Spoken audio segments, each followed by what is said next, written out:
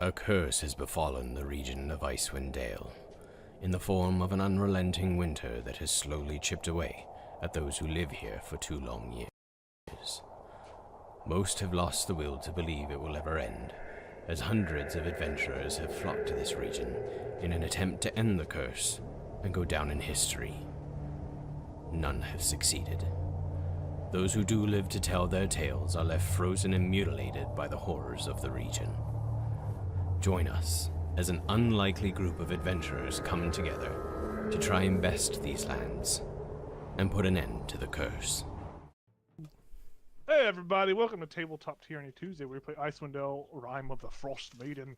I'm Jacob, I'm the DM, and as usual we have 6 awesome people here. We got Ethan, Emily, Craig, Star, Tyler, and Nathan. I had to throw it up a little bit. Star's always last, so I throw it up and get a little mix up. Yeah, thanks for tuning in, as per usual. We're here to play D&D. We did not stream last session. We had an off-stream session. We had one of our internet provider. Craig was gone, basically. We didn't have a stream host. Yeah, so I'm gonna do a recap. It's gonna be really long, so it'll kind of catch up with what happened in last episode. It was crazy. But first, we're gonna do a bit of a recap. Not a recap. We're gonna do a bit of a riddle so we can get some inspiration, so Ethan doesn't die. Hopefully. Please. So who does have inspiration? Who doesn't? I feel like there was. I feel like Craig should have. But you guys used my birthday crit, and now I have a new one. Yes, you have a new one. It's like it was never gone. Yep. I think most characters use their inspiration. Yep. Section. Yeah, Yep, I did. I don't think I ever had it. I don't think I ever had it. Yeah, I don't think you had it either. But anyways, here is our riddle for this week. Better be If I good. can screen share. All right, here it is. What 5-letter word becomes shorter when you add 2 letters to it? Oh, you dirty dogs. Indeed, I am. What 5-letter word becomes shorter when you add 2 letters to it? I should have just said, what is the definition of poop? And we could have said how that would have went. Everyone would have got inspiration, but this is a little bit of a harder. That would have been fun. This is a little bit of a harder. riddle. Oh, I got it. Draw again? I've got it already. Yeah, I got it. Yeah. As soon as you Very said nice. the Very prompt. nice. Very nice. I was like, oh. Star's like, can we draw something again? I was like, yeah, we got it. We got it. Listen, if you don't get inspiration, that's okay. You can volunteer to read the really long ass recap that is been typed out. But I wouldn't wish that on nobody. I wouldn't wish that on anybody because it is a lot of baloney. Baloney. What a stoof. It's legit material. All right, we'll do about 15 more seconds of thinking. I think most everyone has it already, or has an inkling. There is one correct answer, but you know I am open to others if they make sense.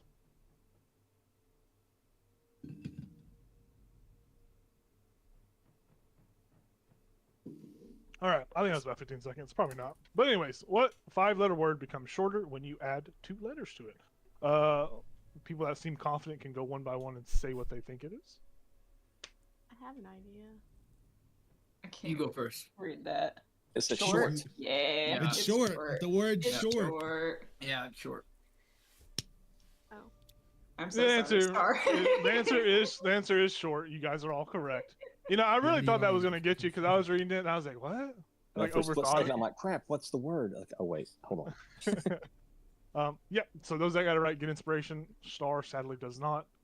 But that's okay. That's okay. You know, Why in do life. you have to call it out? Wait, Craig didn't use his, so Craig can give Star his inspiration. He just got. I didn't get the riddle right. Fuck you, Star. Oh. Never mind. Sorry. I'm just kidding. Why does it feel like anytime? Tough love, baby. Tough love. Tough love. Let's go. All right. A little bit of recap. Why don't you read part of the recap? Yeah, you want to read the first paragraph of the recap? Not really. I'll give you my Okay. inspiration if you draw something for me. Oh. What do you want? Anything you want. Just give me a Just go 4 drawing. legs. I mean, Just Wait, do it's Sir the 4 Lancelot legs. smiting. Sir Lancelot smiting the Yeah. Wendigo. Yeah, do that and you get my That is fine. inspiration. And you have to be done by the time I read the recap. All right, let's go. The color Got a scheme long has to be time. right. There's no time limit. So Star, just make sure you get inspiration. Feels like Emily's just giving it to you already. So, having come back to the material plane, Jayla informed the party of her conversations with Lorian and showed off the bracers of Tempest. Our party, not having anything really on their plate, decided that it was probably beneficial to follow up on the clue they learned in session 77, where they went to investigate Dugan's Hole. Jayla, Gal, Gollum, and Asara and Fiska set out towards the settlement, while townspeaker Ichabod and Elzo remained in Goodmead. Elzel spent the rest of his day cleaning up and starting the process to convert a nearby abandoned building into a shrine for Estisha. Ichabod began cleaning Goodmead's townspeaker home. While cleaning, Ichabod discovered a sealed bottle of ale, and upon opening it, he was able to discern that this ale had been tainted with a poison known as Lolth Sting. I can't say Lolth for some reason. I don't know why. That's a weird name. Yes. Additionally, Ichabod also found a wooden flute that had been carved in a way to look like a snake, and it had the letters NM carved into it. Ichabod, now satisfied with his job of cleaning the home, decided to look out over the town before turning in for the night. Oh my god, I can't read. In doing so, he spotted a young boy about 10 years old attempting to haul a covered sled through town, and Ichabod stopped this boy and questioned him. He learned that this boy's name was Pip, and that him and his brother Carp had been hired to take the sled to Dugan's Hole by an elderly woman who wore an orange scarf. The woman fed the boys before they set out on their mission, but his brother fell sick, so he decided to, continue on with the job and get money. The boy was promised 30 gold pieces, and Pip said he didn't know what he was hauling, as the old woman told him that if he looked, he wouldn't get paid. Ichabod, of course, glanced beneath the tarp atop the sled and discovered a familiar sight. Arms, legs, feet, and hands, all having been removed from various Dell folk. Upon seeing this and having had a party member perform this job before, Ichabod paid Pip 30 gold pieces and sent the boy on his way, promising to take care of the sled. Ichabod made an effort to hide the sled away from other folks' eyes, and eventually the night grew dark and Elzo eventually returned home to the townspeaker's residency, where Ichabod informed Elzo of what had just happened, and before a proper conversation could occur, a knock at the door pulled their attention. An elderly woman's voice called out, "Oh, I'm a street food vendor and wondered if anyone is..." To which Ichabod, hoping to get a jump. Can't hear you anymore, Jacob. I'm think the that only now one You're, that you're can out. hear You're you. out. What? Oh, there you are. Very You- delayed, but You yes. you entered the matrix and then we couldn't hear you anymore. Oh, where'd you stop hearing me at? Your voice. Probably a Your sentence voice. ago. Your funny voices. An elderly woman called out, "Oh, I'm Yeah. a street food vendor and wondered if anyone inside would like any fried fish." To which Ichabod and Elzo burst through the door, trying to get a jump on who they presumed was out here. But they found no one, and then there was another knock, this time at the back of the house, to which they split up and went around either side of the house to prevent an escape from this elderly woman. Once they arrived to the back of the house, they were surprised to find an elderly dwarven woman dressed in green robes who was behind a street food vendor cart. She introduced herself as Granny Smith, and seeing as the two players did not want any food, she carted off away, heading to Dugan's Hole. Something strange, though, had been noticed thanks to a birthday crit. This elderly woman and her cart made no tracks in the snow, and even as she walked away, she did not produce any tracks. With that, Ichabod and Elzo turned in for the night, their companions yet to return back. And as they slept, Ichabod dreamt of a potential omen that showed all of 10 towns on fire and burning. Meanwhile, occurring in parallel time with what Ichabod and Elzel dealt with, our other 4 players made their way to Dugan's Hole atop of their axe peaks. While en route, our group came upon a malnourished and frostbitten woman that was searching for something in the snow. Our party conversed with her and learned that her name was Danica Greystill, or Danica Greystill, I can't remember how to pronounce it, and that she was looking for a Danica. lantern of revealing that had been stolen from her by Chewingas. In their conversation, our party saw that this woman appeared to be wearing a necklace that had a small Charlatan sword hanging from it. They questioned her about it, where they also learned that her partner, Horwar, had given it to her before he left to go to Caer Dineval. Not wanting to leave this lady in the snow alone, the party brought her along. Our party then arrived to the site of Dugan's Hole. The whole town had been illuminated by hundreds of torches that even extended outwards about 200 feet in all directions around the town. Jayla was the first to notice that every roof of every building was covered in hundreds of white owls. Our party decided to leave Danica with the axe beaks and that they would sneak forward with the help of Golem's Pass Without a Trace spell. And as they got closer and closer, more and more potential threats started to appear. There were mindless patrols of snow golems that walked the streets, rushing and attacking anything that moved within 30 feet of them. Occasionally, our party saw that they even rushed some of these owls, as if some sort of movement-based, they were attracted to movement of sort. Near the 20 Stones of Thrun, several Delfolk in cold weather clothing could be seen walking around aimlessly. A cold spotlight of blue... I just had a hair in my mouth. What the hell? A cold spotlight of blue light radiated from within their faces. Our players know these as cold light walkers. As our party got to the edge of the city, they were able to feel some vibrations of something massive walking around. And peering around, they found the source, where they spotted a familiar sight. A 20-foot tall, scarred, white-furred yeti with sawed-off horns. Where their hands should be instead were nubs, and affixed into these nubs were shards of Shardolin that formed hands. This yeti had previously been encountered on Kelvin's cairn, where our party killed its mate, its young child, and the unborn child that was unfortunately inside of its mate. And our party had believed to have killed this yeti as they had harvested the beast's horns and hands. The yeti appeared to be conversating with Tohin Gerchoba, the drow high priestess of East Haven, who had led the sacrificial drawing ceremony. Gal and Golem wanted to keep approaching, hoping they would learn something extra if they did, to which Fiska and Jayla actively opposed this decision. Fiska tried to suggest Gal not to go, but was unable to magically alter his decision, even with the use of silvery barbs. Jayla also tried to convince Gal, but Gal was determined not to let another friend go off alone and wind up dead. What a sweet boy. So Gal and Golem snuck off, making it further and further into the city with successful stealth rolls. During which there was an attempt to cause a distraction, to which Gal utilized his bag of tricks to summon a panther in the middle of the street. The panther was instantly pummeled to death by several snow golems, and the owls in that area that clung to the rooftops began to fly around, actively looking for intruders. As these owls start searching, Fiska and Jayla don't know what is happening within the city to their friends, but they see that these owls are heading their way as they fail a stealth check. Fiska begins to run away from the town, and Jayla orders Asara to follow Fiska, as Jayla acts as a sacrificial distraction and pulls the owls' attention and leads them away from Fiska and Asara.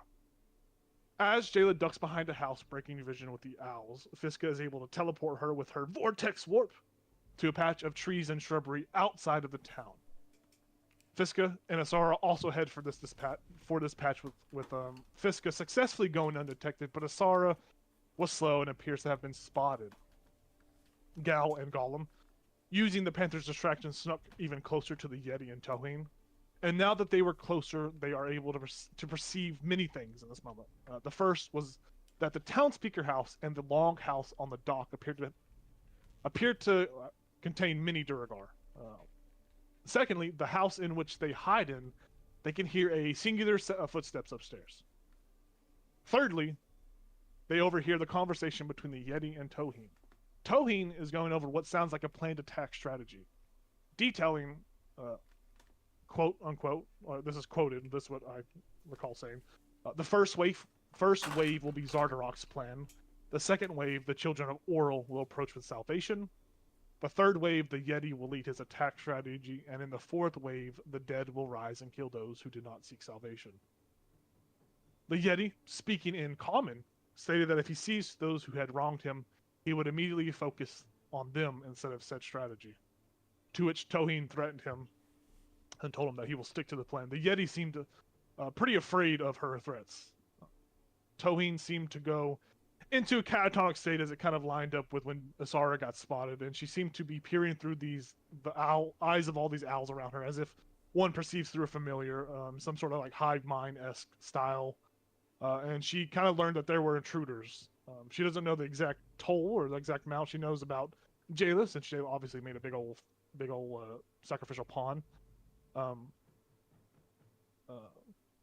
And upon kind of like learning this information, Tohin scanned the area around her immediate, area, and noticed Gal's big old body inside of the building. where she saw him, she called him out and told him to remove the stupid cloak he was wearing, as she wanted to see what his markings were. And upon seeing that he belonged to the Thunlaka Goliath tribe, she seemed pleased and said, "Oh, good, an emissary from the Thunlaka clan." And that's the cliffhanger we ended the session on. That was a lot. I know a lot happened, and we don't have it streamed, but that was a pretty accurate recap. Shit happened. Lots of shit happened. Before we dive into the session, I am going to bring the map back up onto our screen, and I'm going to explain what the colors and all that stuff mean. Oh yeah. Just to have a frame of reference. So once you guys all have it up, let me know. Good. Very nice. Yeah. Very nice. Very nice. So obviously, you guys see at the northeastern portion are Isara, Jayla, and Fiska. They are up here in these bushes. There are owls actively where the giant owl icon is on the map. There are a couple of owls. We'll say about 7 owls that are perched there, and they are actively looking at the bush. As you guys were, Isara was spotted. They are actively focused on this bush, watching. The blue square overlay is the area where the snow golems patrols begin. It's the whole area. There are just mindless meandering about snow golems on that whole area, the whole blue area. And there's no set pattern, no set strategy to the way they move. They just move about discoherently in random patterns, rushing nearby movement, regardless of friend or foe. The green circle was the area that the owls were kind of, or it is the area where the owls are kind of congregated and concentrated in. And like I said last session, there are, hundreds of owls. There's not just 10 or 20. There are hundreds of owls, and they line the majority of the rooftops in that set area.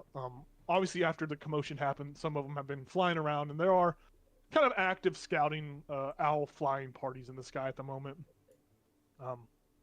The obvious middle area with the Yeti and the Drow are the areas with the Yeti and the Drow. And the house to the northwest and south, the houses to either side of the Drow and the Yeti are filled with Duragar. I'm not putting a bunch of tokens on the map because I don't want to, complicate it or anything like that. I don't want to make it too crazy. To the southwest is an orange circle. All of the 20 Stones of Thrones have many cold light walkers. There are, I want to say I said there's maybe 10 to 15 around there just walking about. They are kind of just congregated there. They're not really moving around. They are walking around aimlessly and mindlessly, kind of like the snow golems, but they are not rushing any kind of movement. You see their like spotlight lights are kind of just like scanning the horizon. Wherever they pass, you kind of feel like a glint of cold kind of radiating off of it. Gal and Gollum are... Well, Gal's basically in the streets talking to the Drow at the moment. Gollum is still inside the house. He was not spotted. Nope. Okay. Whew. Now, I would like to set the precedent that this is a pivotal point in the story. There's a lot that can happen at this moment, right? So I think this is a pivotal point in the moment. There's so many things that can happen, depending on what happens, right?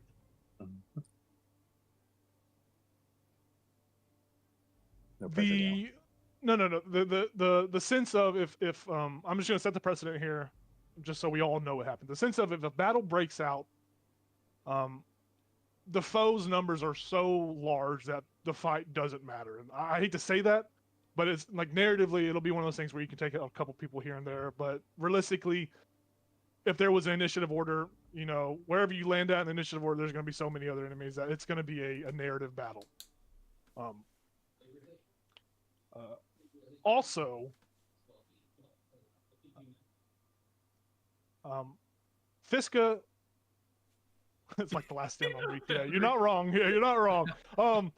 That's a good game reference. Fiska, Isara, and Jayla, you guys don't really know what's going on in the city. I want to start with you two, or you three, technically. Just because you saw, and you guys all kind of saw that whenever this drow kind of like went into this catatonic state, you saw the owl. Every owl in the city's eyes kind of glowed blue, and there's like it seemed as if there was some sort of different sentience about it. So you guys saw like these owls' eyes glow blue. You don't know what's going on with your friends in the city. You guys are kind of, ducking low, hiding, maybe a million thoughts running through your head. You see that there is what appear to be 10 owls looking just right at the bush you guys are in. And you both, Fiska and Jayla, you both noticed that Asara, she was a little sloppy when she got to the bush. She was very, noticeable. You guys are probably like, okay, well, obviously they know something is in this bush.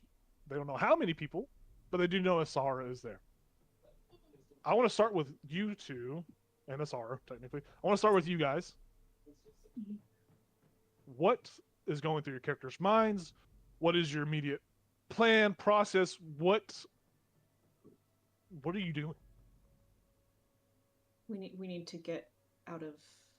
We need to get away from the owls seeing at us, so that we can look in better. Because right now we're trapped. Fiscal's gonna pull out her deck of illusions. Yeah. I don't have that. I don't have a very good arm. Can you throw this as far as you can? And she will draw a card and hand it to you. And I'm gonna get a deck of cards because I didn't bring one. Ooh-wee. This is the second time this item has been used this campaign. Okay. The first time it was used to beat the shit out of a Yeti. The same Yeti that's in this town. It's kind of poetic. Wow. You can fuck it.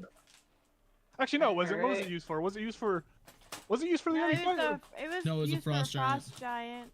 Damn it! Yeah. It would have been cool if expected. All right.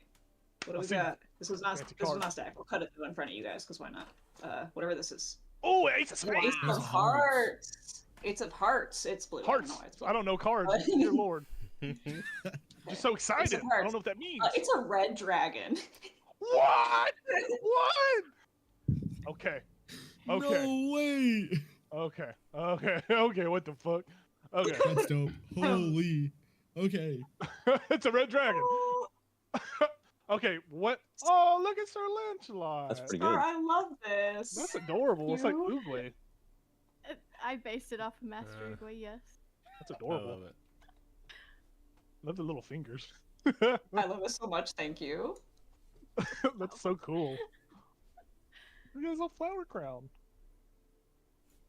Okay, so I might print it out and save it. Thank you. I love that. I hope that's okay. Okay, what does the item specify like the normal throwing range is? It didn't specify. Which It doesn't is why give I handed like a it to 20 foot, Jayla. 30 foot. Okay, cool. So Jayla, here's how we're gonna decide this. You are going to do this is a athletic check. Yes. Basically, whatever you roll, we're gonna multiply it by 5, and that's the number of feet that it will go.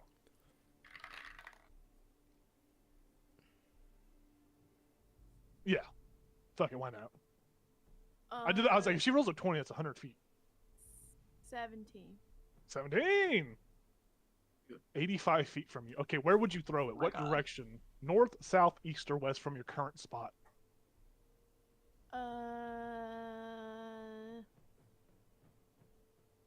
Probably.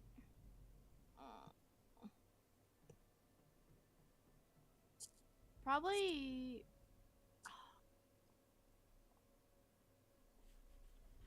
Like north, west. Here, I'll just ping it. Yeah. Okay. Like, oh, sorry, that's not correct. Like over here. Yeah. I don't know if that's far enough, but So you're able to basically throw it. I'm using the measuring tool. I don't think that's correct, but for flavor. Well, actually, I could use the fucking ruler thing they got down here. Okay, it's much shorter than what I measured. It's realistically you throw it about like right here in this area. But it is a far enough range that you guys visibly. So you throw it and it kind of just it catches on the wind. You just find a good way to throw it. and it catches on the wind that's blown in. The wind carries it a little bit further than what it normally would go. And you watch as this. I mean, Emily, what's this red dragon look like? What was it? Look, I don't know. Characteristics. Fiska's never seen a red dragon in her life, so like. Is it scary? Is it friendly? Is it Pete's dragon? What kind of dragon is it like? But Yeah, it's terrifying. I have to look up an image of a red dragon. I don't know what the options are. It's got 4 wings. It's just Why not? dragon from Shrek. It's just dragon from Shrek. Yes, it's a hot sexy lady but dragon. terrifying dragon. This dragon, you throw the card and it flies in the wind, and the dragon explodes out of it, letting out a massive roar. And you watch as the owls closest look immediately over, and you guys visibly see the break in vision. They're not looking at the bush no more, and you see they just start flying, and you see the roar kind of. Does it make noise? Does this illusion make noise? Actually, It does, but I have already been wrong once. Appears real, behaves as if it were a real creature, just can't do any harm. Physical interaction reveals it to be an illusion. It doesn't specifically say anything about sound. it roars. It roars to life as it roars, and you see the birds. Like even Gal and Gollum, you guys hear this roar. This is kind of happening as Gal's being, Gal's talking to the drow. This first talk, and you hear like a roar kind of radiate over the town. You see those owls look over, and then you just watch as owls just start to fly about, going crazy. They you see the ones that were looking immediately. You watch as about 25 of them, 25, 30 of them fly down to the ground, and you watch as a blue light kind of flickers over, and you watch as each of these owls turns into a robed figure, a humanoid figure. Each of them having orals like runes and sigils all over them. They look very familiar to the ones that were at East Haven back whenever you guys were at East Haven during the sacrifice. You watch as they all prepare. You see like eye shields come out, and you see they summon weapons like spiritual weapons, and they radiate themselves. But they don't. Actually, let me roll a d20 and see if they start to progress towards it. Yeah. You see that they start to in kind of rows of 10, so like 10 go in a line first, 10 more, like in a kind of in a wave format. They begin to approach this dragon, arms ready. They are seeing the threat, and they are amassing power to handle the threat. You guys are no longer being watched. You guys are no longer being watched. What do you do as these things happen? We should probably move closer to town so we can get closer to dummy number 1 and dummy number 2. I've not been spotted. I hope we didn't go too far with that one. I really wasn't expecting to pull that. Yeah. Let's. But they are gonna, if they do attack it, they're gonna figure out someone else is here. So, Oh, I can control it, can't I? Yeah, you can move it up to 30 I'm gonna have feet. it fucking fly. I'm gonna have it focus on being, within 30 feet of its cards. So it can't really fly that far. Just All right. Well, it's gonna. I'm gonna focus on whatever. It doesn't matter. Okay. Yeah, we should go. Yeah, you're just watching as all their attention's pulled there. The other owls in town are kind of going crazy. So Gal and Gollum, you hear the roar and you hear the flapping of wings outside. Obviously Jayla and Fiska, you see these acolytes ready themselves weapons, and they are pushing towards the threat. You do not have to make a stealth check. You will not be noticed by them as you move away from the bushes. I think Asara she'd probably just be like looking up at it and kind of just admiring it and kind of getting lost in whoa. Go, and I'm pushing. Yeah. And I also think that she would probably look at Fisk and like, holy shit, she just summoned a dragon. Like, yeah, that's probably very mind-boggling and opening to her. But she will follow as well. So you guys don't have to make a stealth check to break away from them. They didn't watch you. They're focused on this dragon. Obviously, if you go into the town, into the square, when you get the snow golems and stuff, you have to make stealth checks to get further in. And we're gonna hang with you for a little bit. We're gonna keep on hanging with you. What do you do once you get to this next house? You do see all the owls in the space are flying around. You watch as it's kind of chaotic in the way they flap, and some of the snow golems are like trying to rush at some that kind of get too low. They're trying to rush at them and hit them. Obviously, they miss, but you know, chaos is happening in town. There's commotion. I think maybe we go on like the outskirts of town and try to get an eye on them. Is there a way that we could like say if we were like here, would we be able to see down through the street to them or no? Yeah, I would say maybe Gal's a little bit further in the middle of the street, kind of like maybe he came out this door right here and he's like in the middle of the street, not too close, but you know, not too far. So you would see him as soon as you kind of walk over. You kind of focus in. You see the Yeti, the Drow, and the you think it's a big snow golem, but it's actually just a big bulky Goliath named Gal. It's nice. So you guys see him. He looks like he's talking to the Drow and the Yeti. Cool. Well, it looks like they're still alive. That's a good sign. I'm not really sure what else we could have hoped for. Oh shit. Yeah, it's looks good to me. I guess. Mission accomplished. What if shit goes down? We've already caused shit to go down. If anything bad's gonna happen, it's because of what we just did. It seems like they were fine on their own.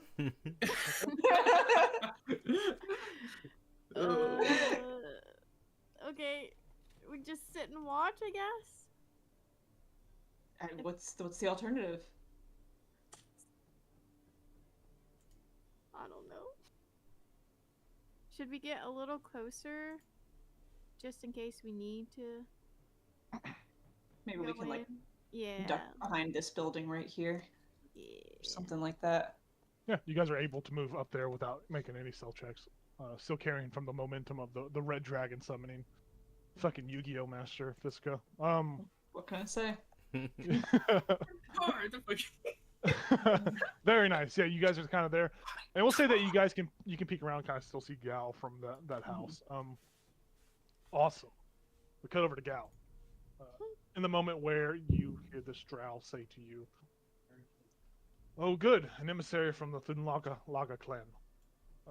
And she looks at you as she says this, and you hear the roar, the massive roar, and you watch as she kind of looks over, confused, and the birds start to fly around, and Al starts to fly around. She kind of goes, she goes catatonic for briefest of seconds. Catatonic.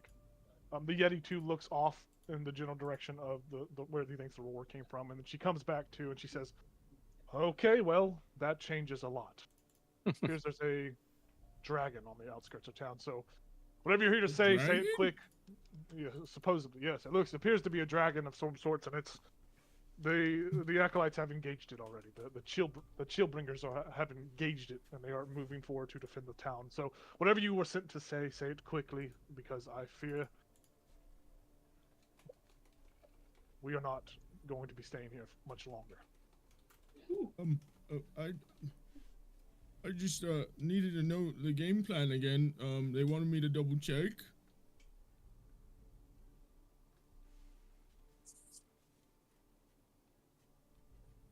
As far as regarding what game plan, Chieftain should have informed you and kept you on the loop. He has known the game plan for many months now. What is there confusion about? Are we attacking first still, or like? Well, the Goliaths attacking first. Yes. Is what you're asking? No. You know that the Goliaths are to be in Karkalak. The forces you see here should have been very clear to you that we are essential to the attack on Tin Towns. Okay. Sorry, what was your name? Because why would they send an amateur? Log. She doesn't make a check because, she thinks Goliaths are stupid, and that sounds like a reasonable name. And she says, whatever. Yes, the plan should have not changed. If it would have changed, Zardarok would have made mention, and we would all have known.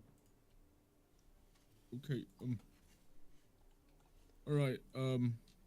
and then it's just gonna be us and Zaldarok and Kokolok.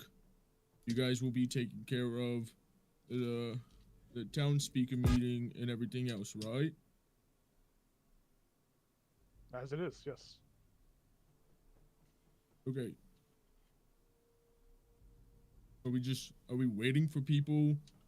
Because obviously it's been a while since I've been with the clan. I had to separate.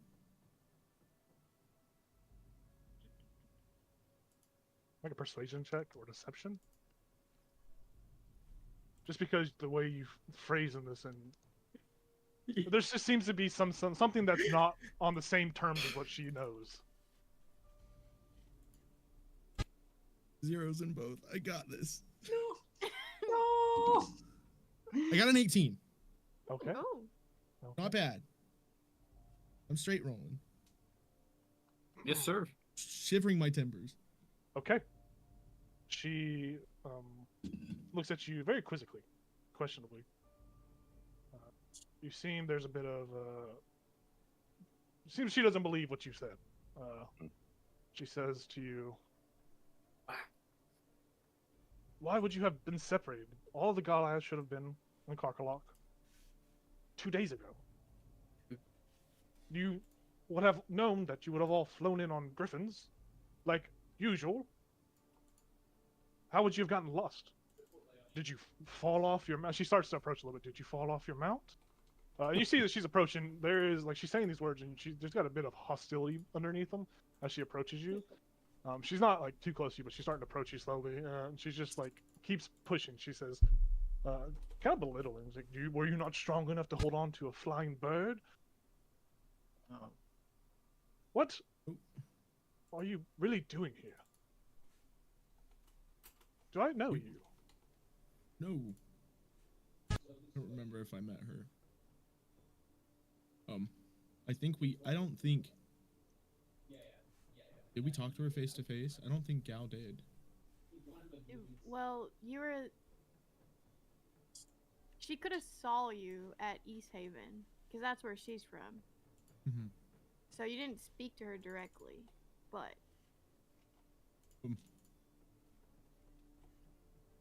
No, there was... A blizzard happened and I got lost from the group. She turns around and walks back to the Yeti. As Oral makes it and blesses it, it must have been true. Well. Wow. Well. What,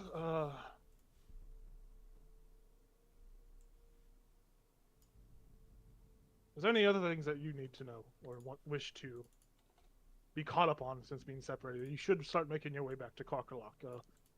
We attack. The night has grown long and the day is about to be upon us once more. We attack rather soon, so... Okay. Well, obviously, we attack. You lot will. Well, you know. Yeah. No.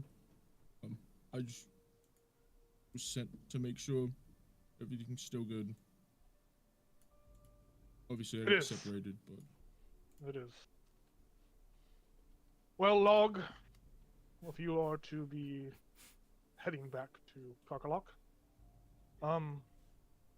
she looks around and she kind of whistles. I'm not gonna whistle, but she whistles, and you watch as you see some commotion happen in one of the log house on the dock, and you hear some movement.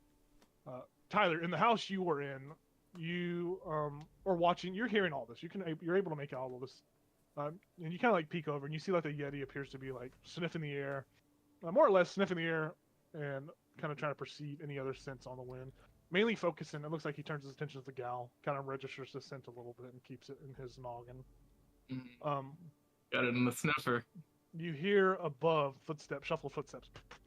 This two-story building, and they kind of seem like they are kind of like directly above you. Maybe there's a window above you couldn't see when you came in, but maybe there's a window and they're like peering down outside of the window. Some humanoid, some figure, something up there is making noise, but you're hearing Gal talk. What are you doing as he's talking? Are you kind of held down? You hear this audible whistle as the Stroud lets out this whistle. What are you doing as he's talking? Are you doing anything, if any? I'm probably looking for any Dwergar, but I do want to investigate the footsteps above me. Okay. So you're gonna climb the stairs up and see what's making commotion? Yeah. Yeah. Go ahead and make a stealth check for me. You still got pass out trace going. Damn right. Would I have advantage because the dragon just roared? No, not for this. Just because this person appears to. Well, I'll say you can because they appear to be. They're where you were at, probably at a window. You assume, so they probably aren't paying attention to their back whenever. Gotcha. You send. 34.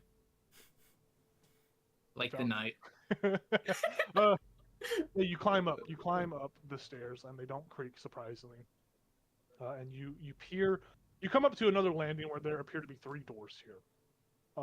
They're all open, and you kind of you see there's one on either side of the hallway, about 10 feet, down the hallway, and then there's one at the end, far in the hallway, maybe 20 feet or so, 30 feet or so. You pass the first 2 doors, and you don't see. You see in one of the rooms there is a table with a bunch of paper, kind of all scattered about it. There appears to be some sort of like dice sets, like some sort of gaming set of some sort. They're playing D&D in there. And the other room, you look over and you see there is just a cot, a sleeping bed, a desk, a simple desk, a stone chest, normal kind of citizen Delpho things. You kind of keep pushing, and you make it to the third door, and you peer into the third door, and you see there is a Dorgar looking out the window down. They are wearing some scale mail. Their shield and their little warhammer kind of resting nearby. You see they have kind of bejeweled rings on their fingers, and they have there's a piece of parchment on the desk in this room that's rolled out. But they are just looking down at this, and they're kind of like are like tapping their foot as they're like impatient.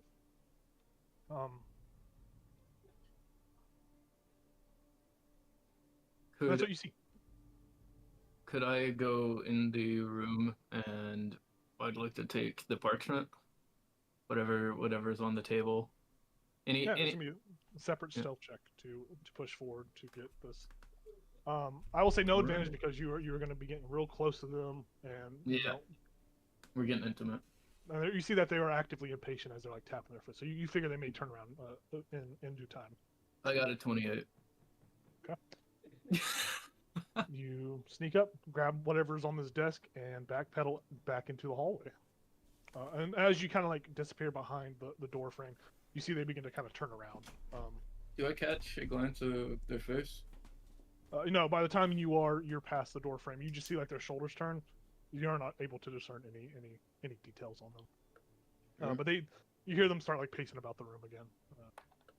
Very nice. Could I read it? Yeah. We'll get to that in a second. Back outside. Actually, no, not back outside. Back over to Jayla and Fiska and Asara. You guys hear a piercing whistle. You see Gals engaging in conversation with this drow. You hear a piercing whistle break out. And you see, it looks like the drow lady looks over to one of the houses nearby, as if expecting some sort of courier of some sort. You kind of glance back over to the acolytes that are moving towards the dragon, and they are moving up. You figured that there's maybe like one more rotation of this narrative storytelling before they actively get on the dragon and begin to engage with it. They don't as they move forward, they don't appear afraid. They look like they are in their element, and they are not afraid of such a terrifying beast in D&D as they approach. So they get a little bit closer. You're seeing that this is happening. Are you guys moving anywhere else? Are you moving closer? Are you staying put? What's the game plan? I think we just stay because I got a good vantage point. Yeah. I'll make a minor illusion of like a pile of snow, and Okay. we'll just be hiding behind that. We'll extra insurance. Make it roll snowball and build a little snowman in front of you guys. Fucking Fortnite mode over there. Okay. I am gonna You have begin to do my sword out and ready. Okay. You're gonna light it? Unlit, I would assume. Yeah. Yeah, unlit. Yep. Easily enough, you do that. What is Asara probably doing?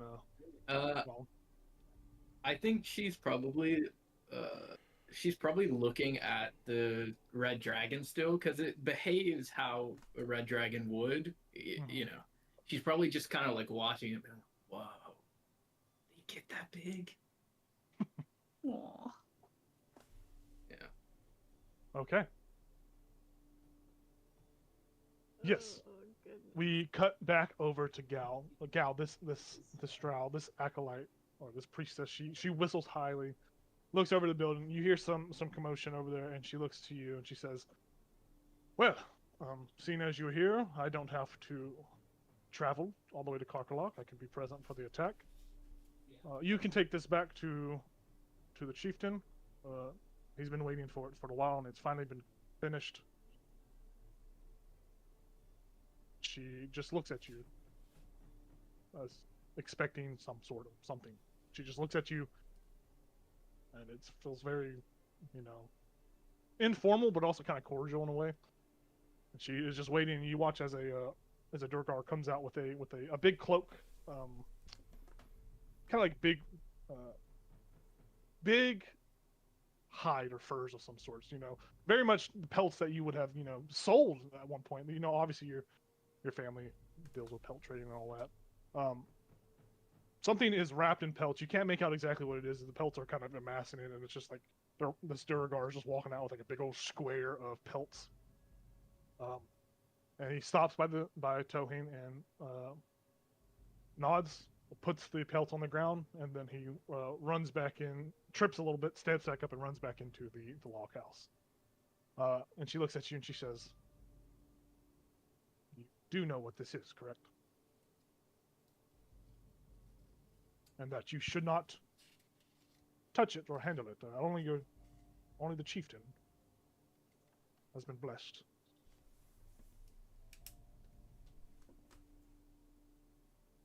Are you speaking right now, Ethan? Because it wasn't coming. Yeah. Okay. Okay. I was just saying. Okay. Okay. I won't touch She it. she steps aside and motions you to approach. I'll approach. Cool. And she just watches you. Approach. Grab the thing. You pick it up, and it is a hearty. It's hefty. It's got some weight behind it. Do you reveal it in front of them, or are you keeping it closed? Keep it close, because she said don't touch. Good listening skills. Yeah, you pick it up. It's got some heft to it. Whatever's beneath this pelt is very solid, very heavy. She looks at you and she says, "Blessed be by Oral, a new arrow for Icewind Dale." New arrow.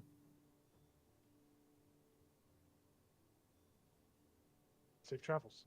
Log. Thank you. Start to walk away.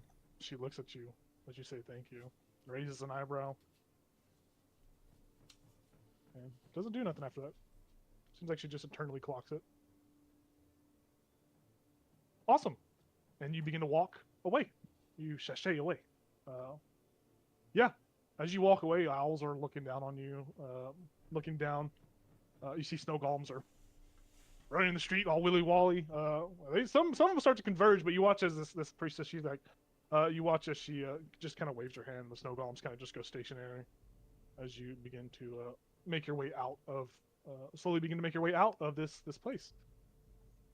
Fiska, Asara, Jayla, you guys see Gal approaching, holding a very large pelt, and he's like, he's big frame, but he's carrying it, and you see him carrying it.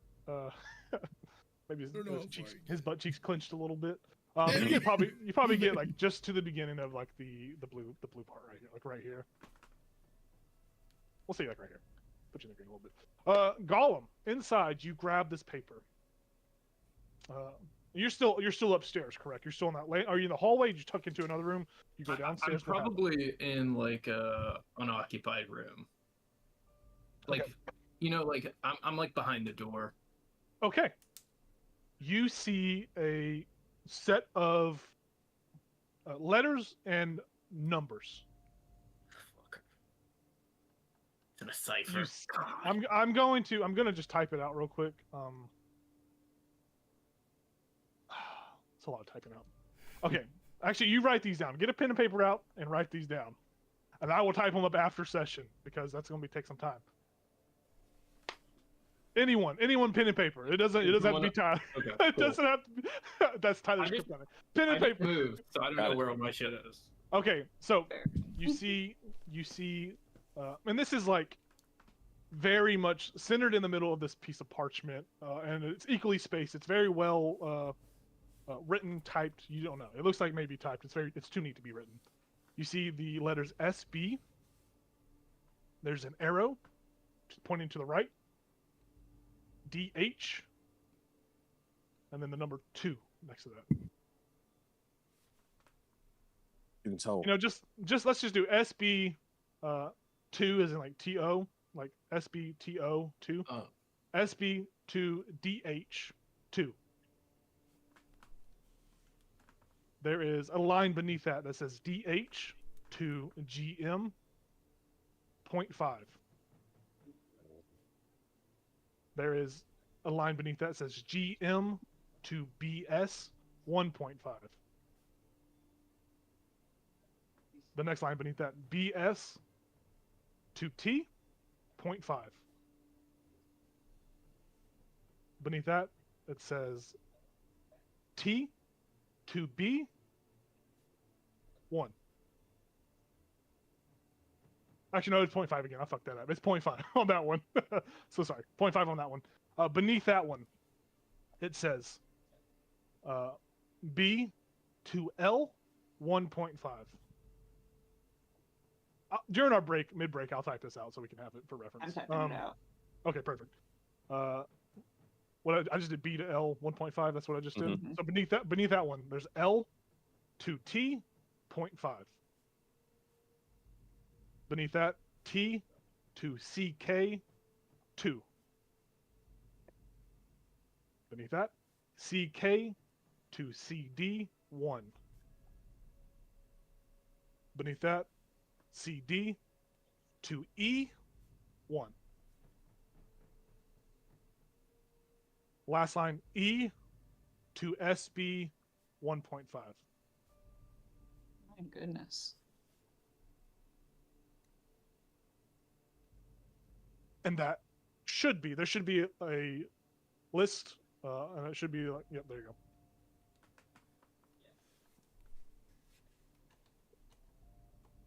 Yep, perfect. Obviously, there's going to be like a space between the last letter and the last number as well. Okay. But no, it's perfect. That's perfect. Now I don't gotta do it. Very nice.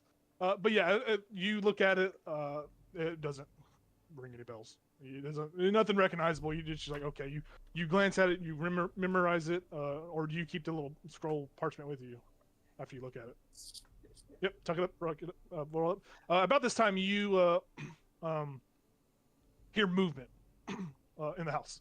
It sounds like that Durgar is about to come down the hallway. It sounds like shifting feet coming down the hallway, maybe going downstairs. You don't know, but they seem to start to move. Do you wait for them to pass, or do you try to sneak out before them and go down? I'll probably try to sneak out before them. Okay. Actually, I'll wait. I want to hear if they talk to themselves. I'll wait. Not the fucking Chris's story. That's so good. Okay, yeah. Go ahead and roll another stealth check for me. To normal roll stealth check as they begin to head down the hallway. 30. Yeah. You begin to you tuck down, and you watch as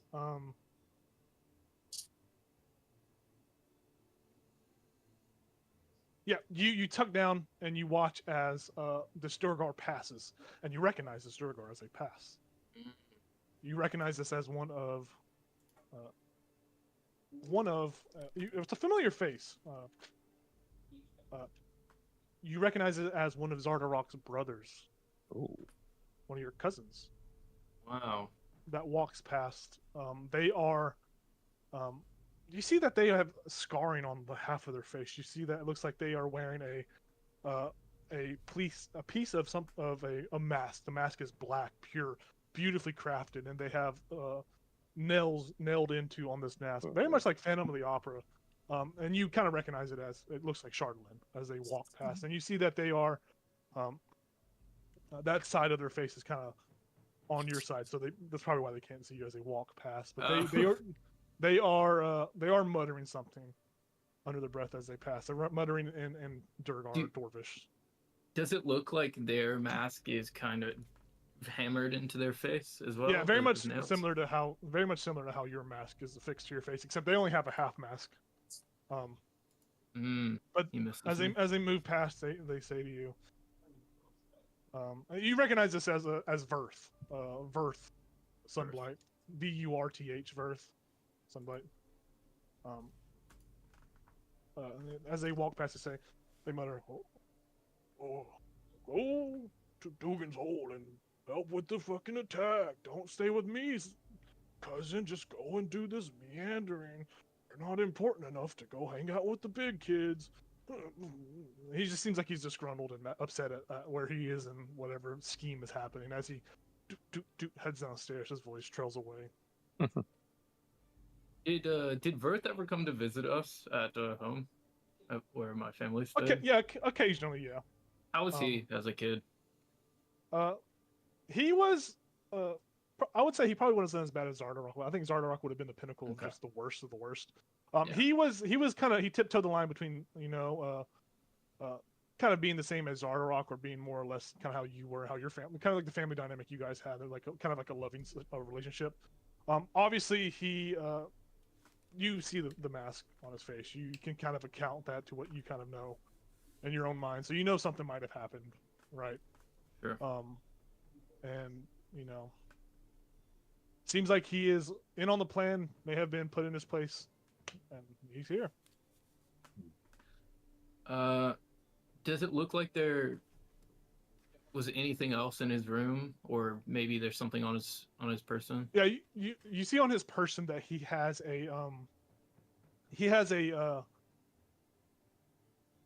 this short sword.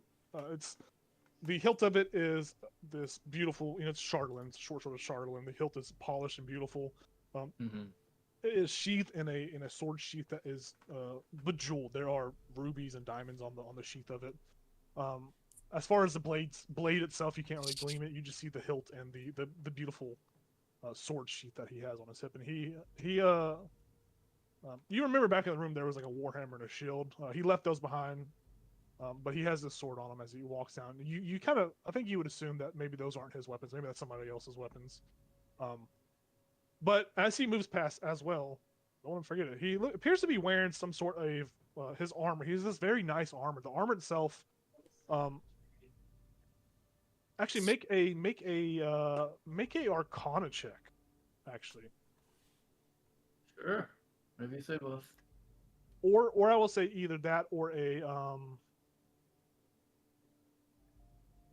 No, I'll say Arcana. Arcana check, and you can have advantage because you are a dwarf. Okay. Kin.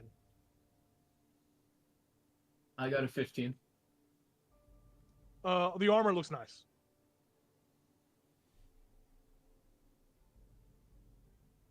He walks downstairs, and you kind of look around the room. There are scattered papers and stuff on the table. They are not important. You can kind of quickly glean. They don't look that important. It does appear that somebody wasn't here playing D&D. No.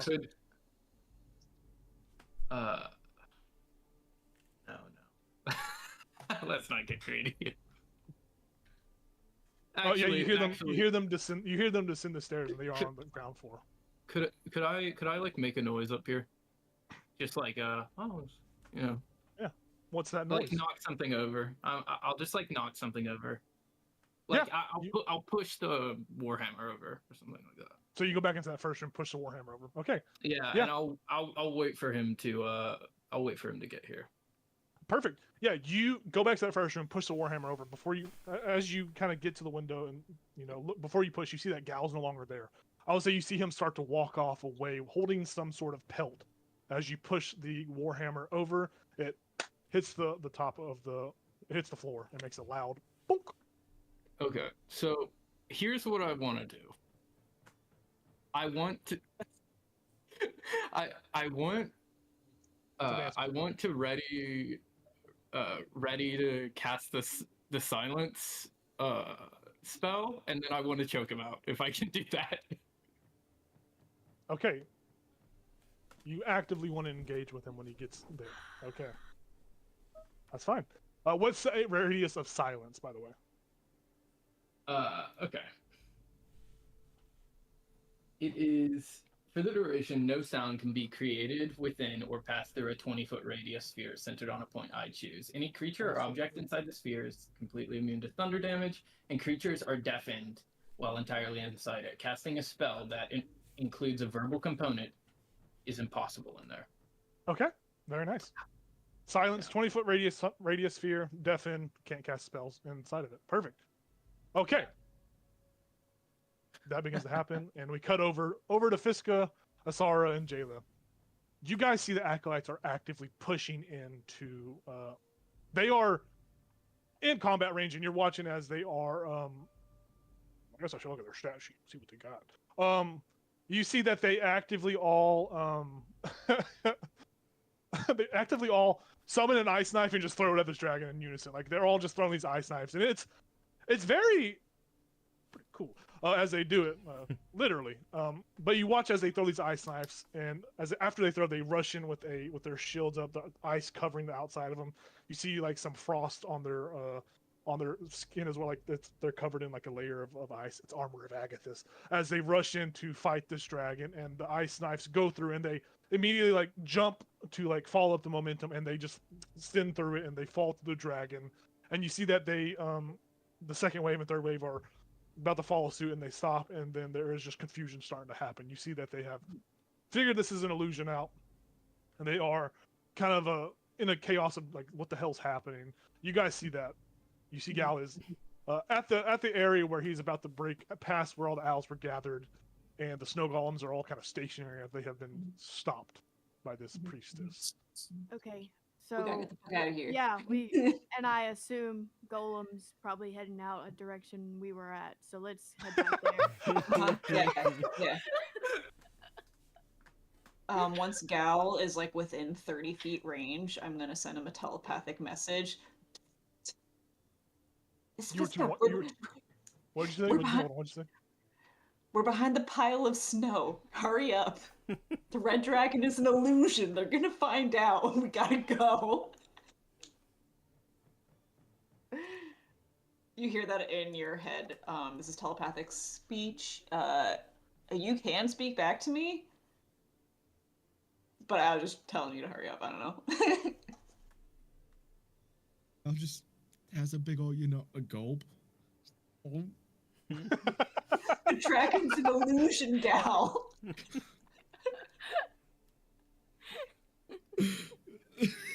I'm like worried to turn around now, but Yeah, I would say you might want to make a perception check, because, I mean, technically the snow golems are piles of snow. Yeah.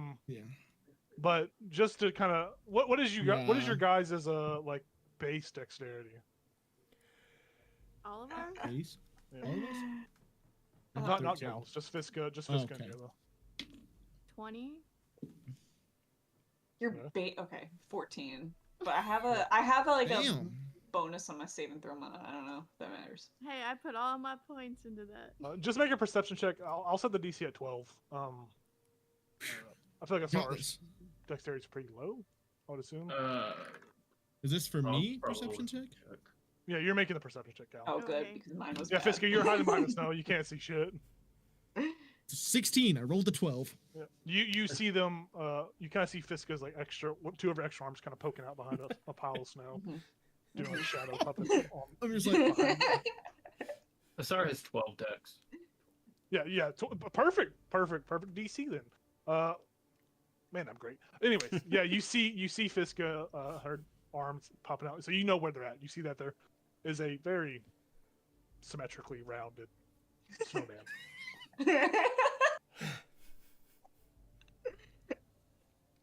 The snow is also an illusion. Oh no. Yeah, what are you doing? I would respond back saying, we need to leave right now.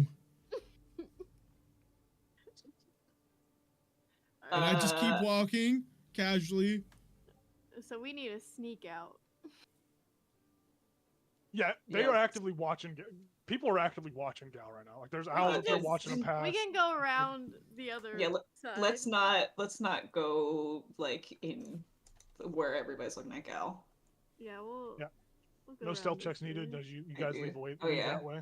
No stealth checks needed. Ah, As- okay, as thank you you. guys move away. Perfect. Gal, you begin to get. You're kind of like, yeah, you can move a little bit. You probably get about just on the outside of the blue square, like right there. Yeah, you probably walk right there. Eyes are still peered on you. Back in the house. Back in the house. The footsteps are coming. Can I ask you a question? Yeah. Had to fight. What, Had to. we're not doing the old surprise rounds, right? The old way surprise rounds where it's I get no. Okay, cool. It's surprise. I want to do surprise where it's like they get disadvantage on initiative. But this is going to happen. Is this is going to be a narrative standpoint, right? I'm Sure, not rolling yeah, initiative. let's We're do going to go this. back and forth. Me and you. It's going to be intimate. Me and you. We're going to clap hands and shake hands. We're going That's to always go what I back and wanted. forth. I will actually set the precedent. There are going to be 5 checks in this narrative struggle between you and your cousin.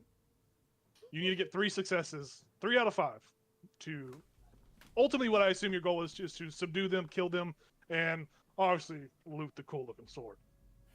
Also, his armor. He said his armor was cool. And his armor. Okay, well then, yeah. Well, okay. It's gonna take about a half hour to take him out of his armor, especially if he's dead fish. I'll fucking drag his corpse up then. We'll figure that out in a No, second. you're Okay. not. Okay, so you see him. So he's coming down the hallway. You hear his footsteps, and as soon as when do you cast silence? As soon as his frame breaches the doorway. As soon as you see a footstep. As soon as he turns into the room. I wanna cast it to where I then have enough time to like wrestle him. So probably like, top of the So as soon as you last see step it, on the stairwell. Yeah. Well, he's Like, got to should- walk down like 30-foot hallway Okay. to get to that room. So I would say probably whenever you see his foot breach the doorway, you Yeah. cast silence. Go ahead and mark the spell off your spell slots. So the noise you won't know what's going on outside if anything happens. By the way, as you are surrounded by silence, the sound cuts out. You see his frame come out, and he is about to kind of turn into the doorway, and you rush him to try to Yeah. grapple him. Yeah. So yeah, you rush him. I'll say you have an advantage on this check when you try to grapple him because Yes. he is surprised, and he will have disadvantage as he is. He turns. His eyes get wide. You see kind of like a recognition wash over him as you run and just jump at him to tussle. Ooh, not a good score on my end. It's a great He score has on ours. he has a 4. I got a 18. Yeah, you surprise him. You grab around his armor, and you just tell me what it looks like as you grapple him. What's going on? Is he facing me or am I? He's at facing him you, from so you behind? basically just chest bumping him right now. I'm trying to grab his limbs, but I just slam him against the wall since I don't have to worry about hitting Yeah. whatever corners or whatever I can. Like when you accidentally walk into a corner and you're like, God damn it, fuck. Yeah, you actively rush in and push him against the wall. Kind of the bounce back from hitting the wall as you're grappling on him, and it's a struggle. Yeah, he is going to. I'll say that's the first check successful in this endeavor. He is actively. You have cast silence. Yeah. As far as your character's concerned, when you use enlarge, is it a spell slot for you? Consider a spell slot for you? Because on their stat blocks, it's not a spell. It just happens. No, So it's no, you get one use of it. one. Okay. Per Yeah. day. So you begin to like reach and grab him. And he's like struggling. You feel his body starting to kind of swell up a little bit. It seems like he's trying to enlarge. You know he can only grow. The ceiling in here is about 8 feet tall. He'll only grow about 4 feet. He'll only grow to fit the size of the space he's in. But he begins to grow as you're holding on. I mean, I would say, yeah, Gal, what's up? Isn't enlarge? Doesn't it require a verbal component? I don't know. The stat block just says does. what it does. The Does it? spell- And the that spell doesn't does. happen. His muscles are popping. He's like, ah! There's a tussle happening. He's actively trying to break out of this grapple. This time it's just gonna be a flat roll across the board. No advantage, no disadvantage. Actually, I'm just like staring him in Yeah, the you're eyes. just- yeah. And his mask is like, it's like he's surprised from seeing the rushing of this familiar mask. This is not unfamiliar. You just see like fear in his eyes as the fear shifts to anger. He is actively trying to throw you off or break you out of his grip. So just flat opposed grapple checks basically. Oh yeah, He's got a 16. 23. Easily. Yeah, you are you tighten your grip. Maybe you throw your hands up to his throat and start to kind of try to choke him out, or you are you know actively gouging out his good eye. You're doing what you can. You're being dirty about what you're doing to get the upper hand. You see he's kind of like doing that thing where he's like falling down as he's trying to get a grip. All right. I'm doing like the mountain, how he's Oh, like yeah. trying to like pop his eyes. Yeah. Okay. Yeah. So once again, as you kind of start to overpower him, another series of checks. Yep. He's got a 7. Old Verth here isn't doing too hot. I have a 14. Okay. Yeah, you actively just overwhelm or surprise him, gouge his eyes out, and you are able to knock him out. You're able to knock him out. He's choked out. Do you go a step further and kill him, or do you just choke him out? How intense do you go seeing your cousin? I'm Whatever I you know say, this it's important. It's an I know important. it It's an doesn't important last. decision. This doesn't. I mean, people don't stay knocked out for very long. Okay. So I'm gonna get my gun. I'm gonna, because no one can hear anything in here. Yep. So I can just fucking shoot him, and I'm gonna shoot him until he stops Okay. twitching. Yeah, I'll say probably good 2 shots. Kind of like the muscle memory of his like hand comes up to kind of knock the. Well, he's unconscious. He don't do shit. He just dies. He's dead. You killed him. And now his armor soaked in blood. His sword sheath lying kind of screwed. Kind of got hit the wall and is crooked now. He's there in front of you. You start to take off. You trying to take his armor and his sword, or are you just taking a sword? You're taking his armor. You taking it off of his body, or are you just dragging him like you said? Okay. Important distinctions to happen for the story. Yeah. Sorry, I'm gonna read a spell. I will say I'll let you linger on this a little bit. You're successful. We'll cut back over to the other party members as you kind of think a little longer. I'll give you a couple minutes. Fiska, Jayla, Asari, you guys are sneaking away. Gal, you kind of see them kind of jumping around in the shadows a little bit. The acolytes, I'll need stealth checks mainly from Jayla, Fiska, and Asara. Also from Gal. I think Gal, you don't really know what's going on, but Gal, I will let you know once you break that last building, the acolytes will probably see you and assume the worst. Seeing the illusion. I don't know why they would assume the worst. You're the only one they know, but in my mind, they're looking for something fishy now. They're seeing some fuckery going on. All right.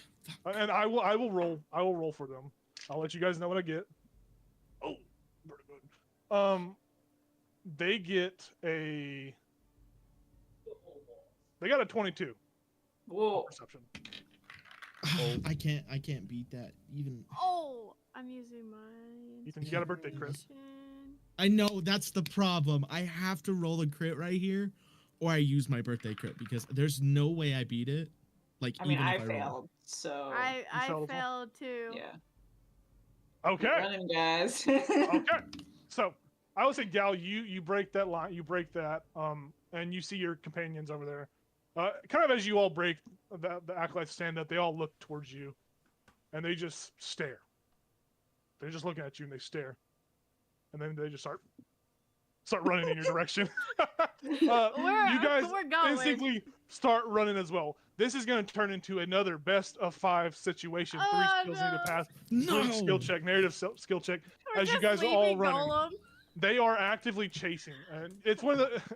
I don't know if you guys have seen Weapons yet, but there's a funny scene at Yeah. the end where the old lady's Yeah, running away with and the the children kids. are chasing her. That's basically what happens between the buildings as Gal takes off running, and the Acolytes just start just like Terminator running at you guys right now. It's very creepy. Is that the Terrifying. clip I keep seeing on the internet where kids are like busting through windows? Yeah. Oh, Yeah. okay. That is weapons. Now, obviously, these Acolytes are far back. I will say, as they are running, you watch about half of them kind of like shift into, like they run, jump, and shift into an owl and start to fly in your Oh direction. no. They are actively chasing you guys. This is a chase of sorts, but best of 5 skill check. Okay. We'll go. Any of you can volunteer what skill you think matters most in this moment, right? Once one player, say Jayla uses athletics to run away, or do something cool, or Yep. use a spell or something like that. That- Say you do that. No that one was else in my- this, no one else in this. So Fiska or Gal will not be able to use athletics for the remainder of this skill Yeah. challenge. Sorry guys, I'm using athletics. That's my best stat. That's my. Any use of spells or creativity will give you either advantage or a bonus to your roll. Oh wait, can I use survival? To kind of It's map your out choice. the best route. Yeah, any creative decision you make, Out. and any skill that you think I'm applies to gonna that. use I get advantage on it. So. Okay, so Jayla's gonna use survival. How are you using survival? You kind of already touched on it, Right. but what exactly are you doing? Yeah, trying to find the best route and like the fastest and like smoothest way to get away. If that Okay. makes sense. Using your expertise on being sneaky and survival. Yeah, I'll say you kind of like issuing commands maybe to Jayla or to Fiska and Gal. Yeah. I'll say narratively you kind of catch up. We're gonna put you guys all in a little bunch, just to make it easier. What'd you get?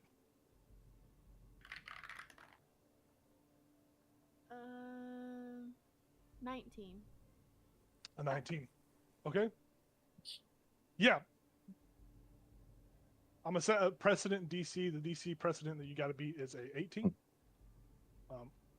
Just so you guys know for reference. So a 19, you are able to figure out the best route here. You find the dips and divots that give you a speed boost like you're racing in Mario Kart. As you guys bolt, and you guys are you crossing the ice, the lake? Are you crossing the red waters, the ice, the frozen river? Or are you guys kind of sticking to land? What source of travel? Over ice, over land?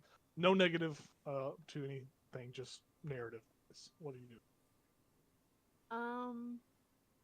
We should probably go on the ice. Okay. So they'll think we're going this way, and then we can trail back and go to Goodmead. Okay, yeah, you take off, and you guys are like you're in Blades of Glory. You're sliding across the ice very, very nicely. All right, Fiska or Gal, who wants to go next? What skill, if any, are you using?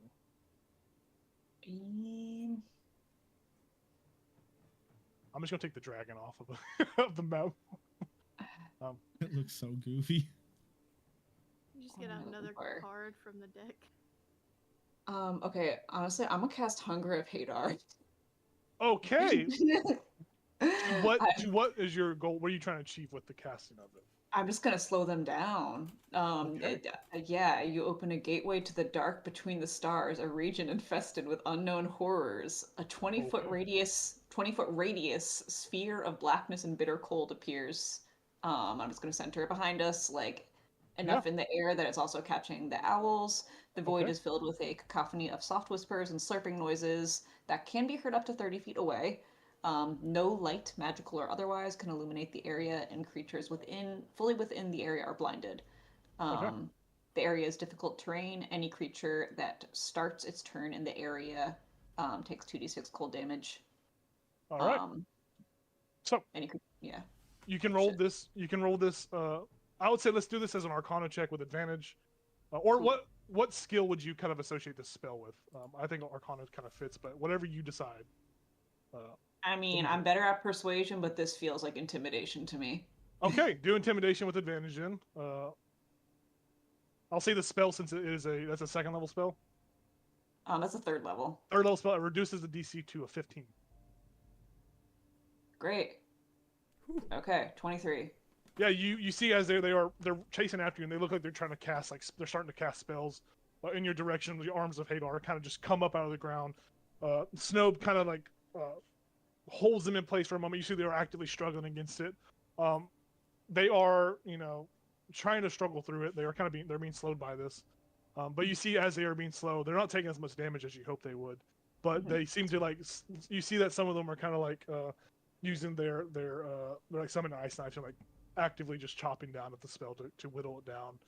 And then they look to start to, like, they finish doing that as they try to continue chasing you guys. All right, one more check needed to get away from these goons. Gal, what are you doing? I'm sprinting. Athletics. Okay, athletics. Your athletics.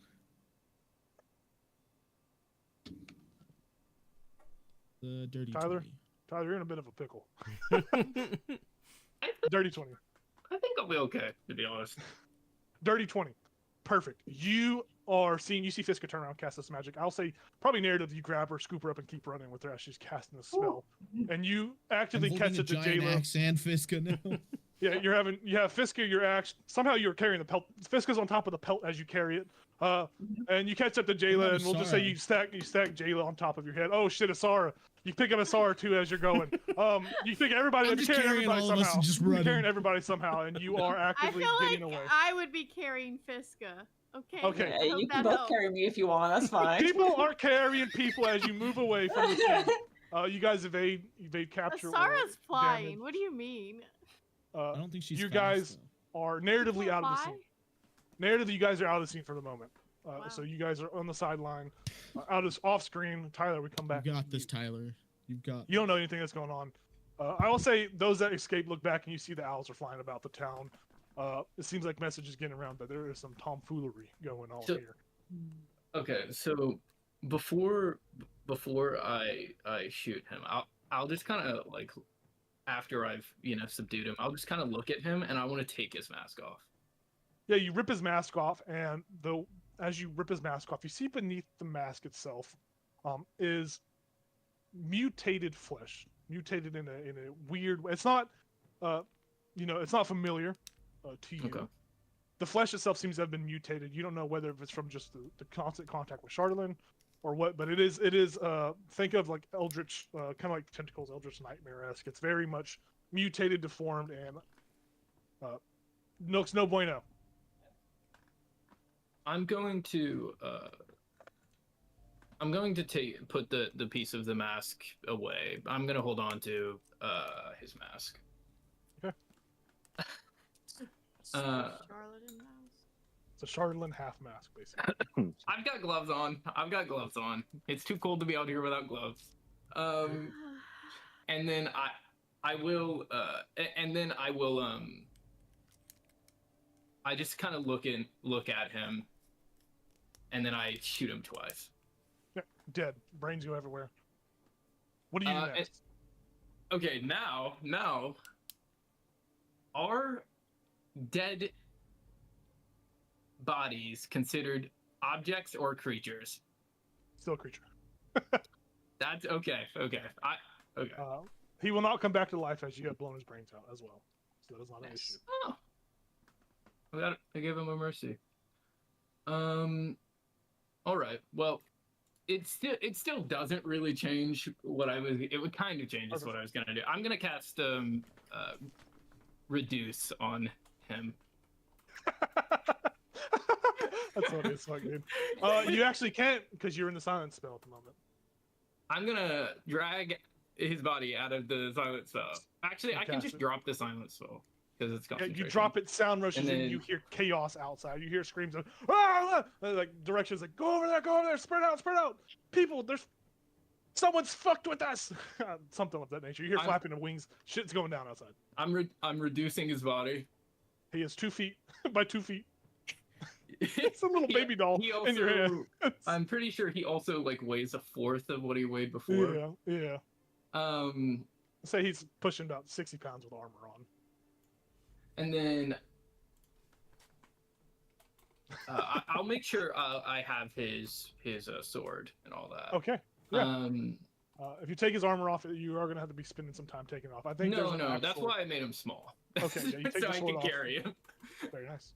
And then I want to try to. I want to try to sneak out the opposite way of where the commotion is coming from. Okay. Yeah. So I will say that you are. I mean, you're going to be at disadvantage because there's so much commotion going on outside. Like people are actively searching. You see the owls are actively flying about. But the DC is Actually, I'll just say it'll be a flat roll. It'll be a normal flat roll. Sure. Because you are a Durgar. You have Durgar body, so they might not look twice towards you. So Yeah. normal stealth roll. Normal stealth roll. Yeah. I will let you know that as soon as you are stepping outside, there are snow golems around. I mean, they're gonna rush anyone. They're not, Sure. They're rushing. You're seeing them rush after acolytes that are flying down. They're actively rushing. So go ahead and roll stealth check. Are there a group of Dwergar about? So you're planning to head out the northern building, correct? Northern, like up here. Yeah, that's probably the best. Yeah, you'll see there are Duragar kind of like filing out. They're running down the streets, filing out. Each of them are wearing pretty much the same stuff. Scale mail. They have shields. They have some war hammers. You see a couple of like short swords and javelins and stuff amongst the people here. But they are heading out into the streets. I'll give you advantage on stealth roll actually. I'm giving you normal roll because you're carrying a little baby doll. Is it possible for me to take my mask off? You could do it without pain. It'd be painful, but honestly, it's not going to add any kind of extra benefits here. Okay. Just because of you are carrying a little baby Duragar body right now. Sure. Okay. Then I will just I'll just give it a go. Yeah. Normal check. The DC you got to beat is a for stealth, of course. It is a 10. Passive perception 10 on these Duragar. Actually, let me look at the acolytes as well. Okay, it's a 15, but you passed it. You got a 20. Yeah, you actively file in line, and you are kind of bobbing and weaving through these Duragar, and you are making your way out. Snow golems are actively chasing you though. Like they're chasing the Duragar that are all falling out too. So there's kind of like this weird like search pattern, but also like fight that's happening between the Duragar and the snow golems. Could I have started a fire in that house that I had left? Could I have like lit a match or something and kind of left it between some books or something? Yeah. Cool. Actually start a fire? Yeah. You are moving through the city. Smoke starts to rise up as you make your way outside the city. No one pays mind to you. But you kind of glance back. You actively see the fire begin to rise, and then you watch as snow and ice swirl around it and put the fire out immediately. That's okay. But you have made it out of the city with this baby-sized Duragar. They said it couldn't be you are done. running. They said it could have been done. You make it out of the city. Fiska, Jayla, Gal, Asara, you don't know what's going on. Shit's hit the fan. You don't know what's going on with Gollum. Asara is a little worried. Asara is, you see there's visible worry on her face. You guys think what to do. We're going to take a quick break. And when we come back, we're going to pick it up with Elzel waking up in the middle of a night terror thinking his friends are doing something stupid. I want to kind of come back and give Ichabod and Elzel some time. Maybe you guys can actively roleplay out the stuff you saw. I want to give you guys some screen time because you haven't been able to really do much here. Right. Taking a nap. Yeah, you guys woke up from your nap. Like, where are they at? Yeah. We'll be back in about five minutes. Get water. We'll cut over to Elzel and Ichabod, who wake up from a little 4-hour nap. All right. We're awake.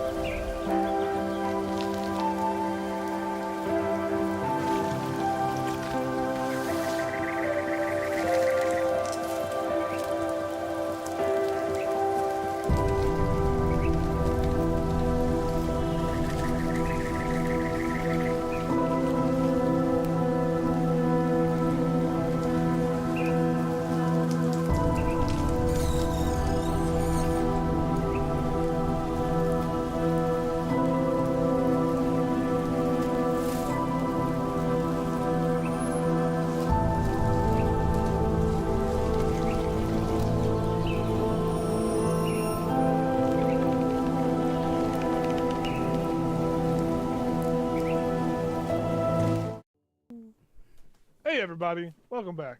So, our party has done some things. They've snuck around, they've done some cool things. Meanwhile, over at the state of Ichabod, we find two sleepy little boys. You are both woken up. Ichabod, you kind of maybe, let's just say you come out of your whatever you saw, premonition, your omen. You come out, maybe your chest is a little heavy, and maybe since Elzone, you were experiencing that weird shenanigans with the hack. His alert wakes up with you. You both wake up in this space. Your friends still are not back. It's been maybe, we'll say it's been maybe 4 hours since they've been gone. They still are not back. And you guys are both wake up and see each other. Ichabod maybe a little stricken, and for worse, Elzo, like a cat looking around. Elzo wakes up. He's like, guidance. Oh. Ichabod. Yeah, They're not back. I know. That's probably not great. Was there any conversation, like outside of game, was there any conversation of how long they planned on being gone? I don't think so. They were just going to see what the heck was going on. And I was like, yeah, I'm not going there. Impulse. Yeah. At what time of day did they leave? Like, how long has it been since they left? It's you guys stayed behind. Actually, you guys stayed behind. So I'll say they've been gone longer than 4 hours. Let's say that because you guys did clean all day and did all this stuff. Yeah. I remember thinking it was like by the time we were done with everything and stuff got weird, it was like 8 or 9 o'clock at night. Yeah, like at this point, it had been like too late for us to head that direction. Okay. That is correct. So you guys, it's pretty much 1 o'clock, 1:32 in the morning at the moment. Yeah. We'll say 1 o'clock for easiness, for ease. So they've been gone for well over 6 hours. I think 6 hours is fine. Oh boy. We'll say 6. We'll say 6 hours. They've been gone for 6 hours. So was all the stuff that just happening in the dark? More or less. The whole town of Dugan's is surrounded by a bunch of torches. There's like a 200-foot illumination circle around the outskirts of town. So it was under the night, but everything was still illuminated from the torches, the sheer amount of torches. Do you think it's the hag? I mean, she could have run into them, right? She's going the same direction. I mean, the hag or the fact that all the priests and healers were summoned there or went there for whatever reason. I mean, it's hard telling what's going on at Dugan's Hole. I mean, do we go?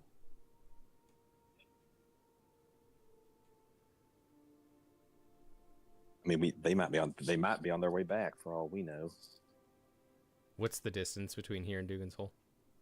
On Axpeak, I think the trip was 2 hours for you guys. I can't recall correctly, but I think it was 2 hours with the Axpeaks because it was through the town, so it was a little faster. Do you think maybe we go an hour out and see? I guess we could, because I'm sure if they're coming back, it would probably be the most direct route. They're not going to try to circle around or anything, so we could head straight there and see if we cross paths. Yeah, because if we go all the way there, if we might be screwed. Right, if 4 of them got captured, I don't think 2 of us are gonna do much, right? Right. Yeah, I mean, I say. Yes, we could. Yeah, not gonna hurt anything. Travel an hour out and see what we can see. Yeah. All right. Do you guys go on Axpeak or by foot? Probably Axpeak, right? Yeah. Okay. Yeah. You set off towards Dugan's Hole from Good Meat on Axpeak, so make it about an hour in. You guys are heading this way, and you come across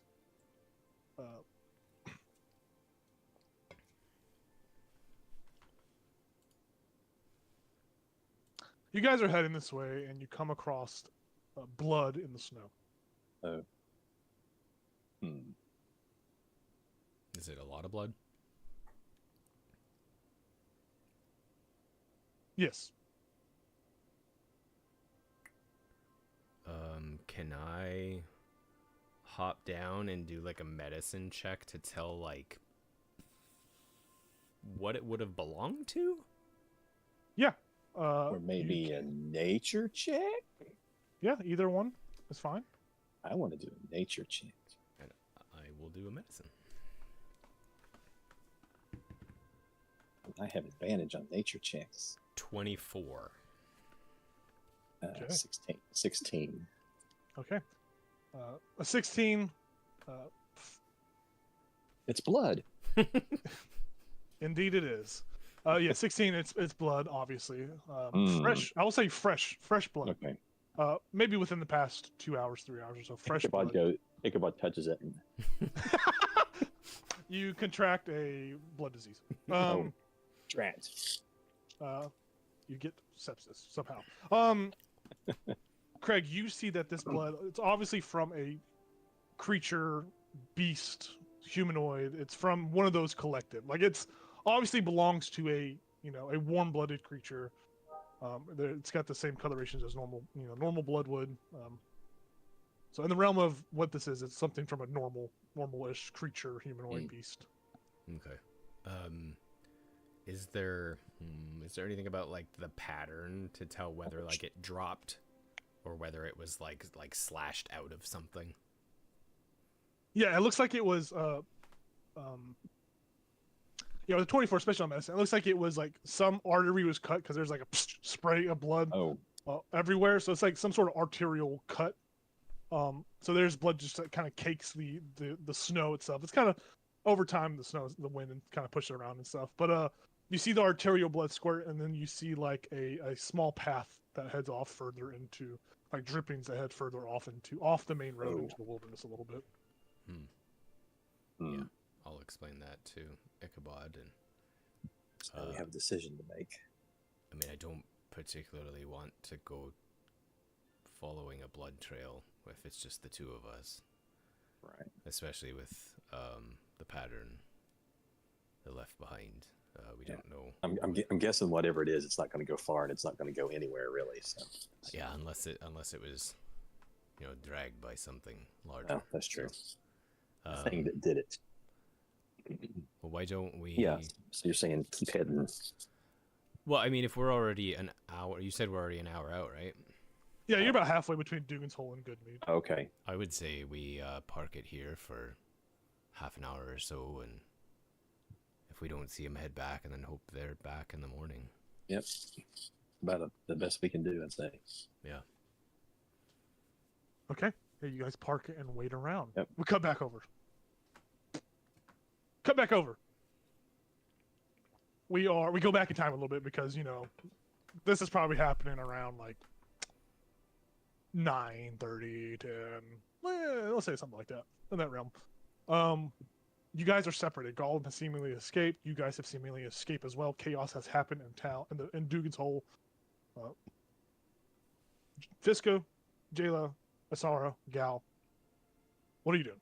You see there is a fire that has started at the town hall dock area that has quickly been snuffed out once it got too much fuel. It was snuffed out by a blizzard, a small like blizzard of sort. We kind of need to go get our axe beaks, and hopefully Golem will meet us at that point. And then we left that chick there too, so yeah. Let's head that way and I guess wait for Golem. Okay. So you guys head back to a rendezvous point, back where the axe beaks are at. What you guys remember, you guys left it, let's say maybe, I think it was like a half a mile away, or a decent amount away from the town that, nothing would happen to Danica and your axe beaks. You get back over there and you see that Danica's still there with the axe beaks. And she's, she's got like a little torch and she's just there. She hears movement. She's kind of like swinging it around. Who's out there? Just, very paranoid, like, because she is a normal human, in pitch black with a torch and some axe beaks. Looks like a juicy little buffet, right? Here's what she looks like. She starts swinging the torch around, looking for who is making the noise as you guys approach. She sees you guys and she's, oh, okay. Ready? Yep. We leaving? What's happening? I don't want to be out here anymore. Remember we came with With- 4? There's only 3 of us. Oh. So we gotta wait for the little one that was with us. Okay. Perfect. Okay. Well, how long should we wait? An hour? Or when do we call it? I'm ready to go. I'm ready to get out of here. Probably an hour. Makes perception checks for me.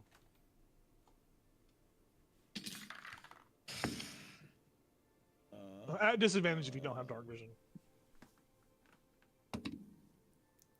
15.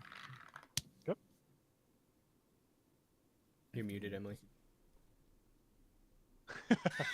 She got a 21. 13. I saw 13 on there. 21. Yeah. Jayla's the only one to notice this, and I'm gonna take Jayla to a secret channel. Oh no. Oh, She noticed. Aww. That's exciting. I could just mute her mic and just Oh, walk next door, gosh. but I don't want to do that. Totally could, but yeah. There's something special about going to a secret channel. Mm-hmm. Mm-hmm. If you haven't been, you just don't know. Mm-hmm. I guess I'll never know. I guess I'll never know. How you guys doing? You guys having a good time? Yeah. Yeah. Yeah. Some action.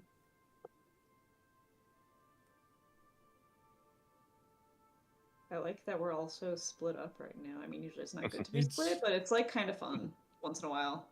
Yeah, on a blue moon, it's nice to have. And not nice at the same time, Yeah. because it's the one time you actually don't want to be split up.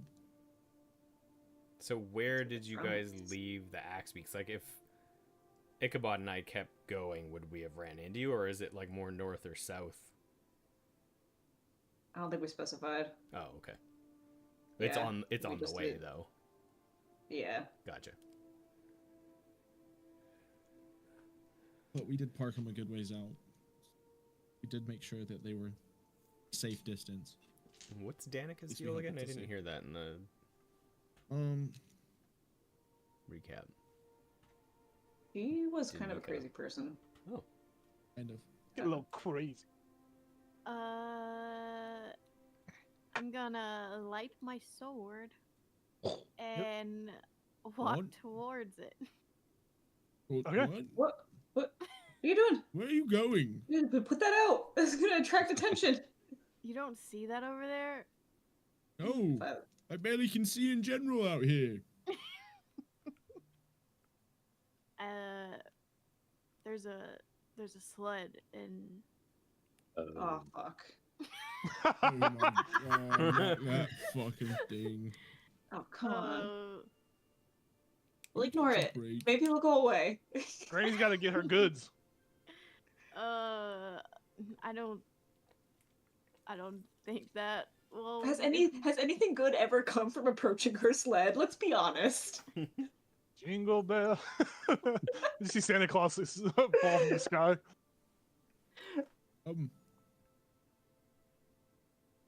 I think we do approach it. It is thought I 100. heard It is 150 feet away from your current Mhm. location, so it's a bit of a walk over there. Frame I of thought I heard distance. for you guys. something from Rohan about her sled coming to Dugan's Hole. Maybe we might need to do something about that. Maybe I can set it on fire. I mean, one can hope. Or she pops out and tries to kill us. Okay, you guys head over to the sled. Everyone heads over there, and you get over to the sled, and you see there's a tarp thrown over it. Very familiar, but you can't see the contents beneath the tarp itself. Who's Do I- looking? Yeah, do I check it? I wonder what's or- under the tarp, guys. Well, it Only one could way to just find be out. someone's random sled. So, You are in the snow. Hmm. okay. I'll look. I just. Boop. Yep. Yeah. You throw it over and you see there are hands, feet, legs, arms, dismembered body parts. You see, nestled in the middle on top is a freshly bloodied torso of Danica Greysteel.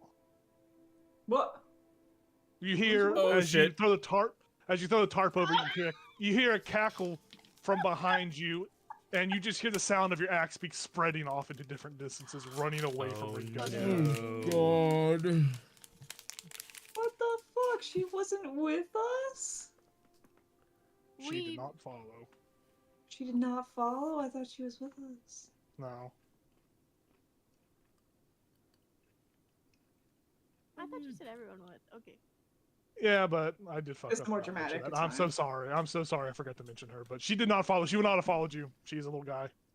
But you hear the cackle. You turn. I say you turn back around. You see your axe beak start heading off in different directions, spreading out, and you just see the visage of. We'll say you Strika, see, come back. you'll see the visage of Danica morph into that of a elderly woman, and then her torch distinguishes and looks like as if her body just falls down into the ground and disappears.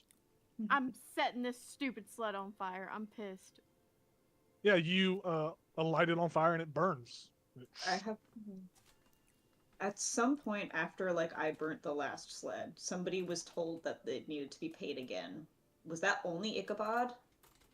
Did only Ichabod hear that and nobody else learned? Yeah, whenever that was. Ichabod I'm forgot all pretty about that. positive that I'm pretty positive that was just Ichabod that learned that. I would have to go back and reference. I think that was after. I think that was after Lorien was like dead. Like she tried to Yes. bargain or petition with Ichabod, telling her that she could bring him back. That another Yeah. sled would be needed for such a thing. It was also after I had, like, burned a sled of stuff. Yes, yeah, And that then as well. Somebody, Yes, yeah. But I did not Yes. hear that. I that honestly, needed I'd have to to, be I'd have communicated. to, I'd have Okay. to re-reference. I'd have to re-reference that episode. I Fine. want to say I don't think you did, but maybe, Okay. maybe. I mean, Ichabod, do you think? Was it, Emily? Was it specifically spoken? Do you remember it being spoken to you from just burning the sled, or do you remember? Fuck. You know. Yeah, I don't remember. Let's just say. Let's say. I'm gonna say just because you made a callback and you made that reconnection. I'm gonna say you do know. You do remember. Okay. Then Good, I'll try 'cause- and. Yeah, I have no recollection of that whatsoever. Maybe it was Fiska that heard that. Why would I have learned that? Okay, then I'm either way. I'm gonna try and stop Jayla from burning the sled. I'm gonna be like, wait, she'll just kill more. She'll just kill more. Just leave them. I'll use I can use cantrip control flames to kind of weaken whatever flame Jayla has put on it. Yeah. Okay. Well, fuck. We gotta go buy more axe beaks. You guys can chase after them. You see Yeah, them I think- actively running in just different directions. Oh, You would just have to split okay. up to go chase after them. Okay, Fuck. he's I'm pig gonna hunting. pull Can out. I use animal handling to see if I can get my axe beak to come back by name? I feed her really well. Yeah, I'm gonna pull out food for Long John Silver the second. Yeah, Yeah, I I'll remember say- I'll- buying high quality feed. I'll allow that. Yeah, I'll say that. I'm just gonna say it's just gonna be a normal check because they are spooked. They heard this cackle. I mean, you kind of don't really see what happened behind you. Maybe this hag was like whispering in their ear, telling them sweet nothings. But they are spooked, so it's just gonna be a normal roll. Usually it would be at advantage because you have been feeding them high quality food and whatnot. But this is just a normal animal handling.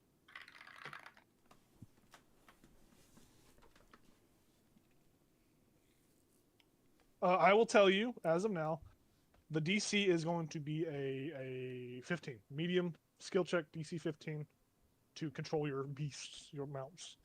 I'm your dog. Come back. 18. Succeed. Nice. Shrieker does not shrink away. Long John Silver does not fly away. Does not fish away. He comes back. Oh, To what's smell fish. golems? I don't know.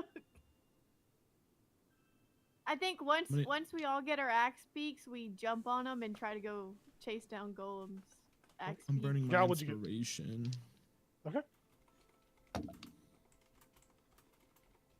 Wow, that's depressing. Plus 18 for mine. You said 18? Yeah. Let's pass. That passes.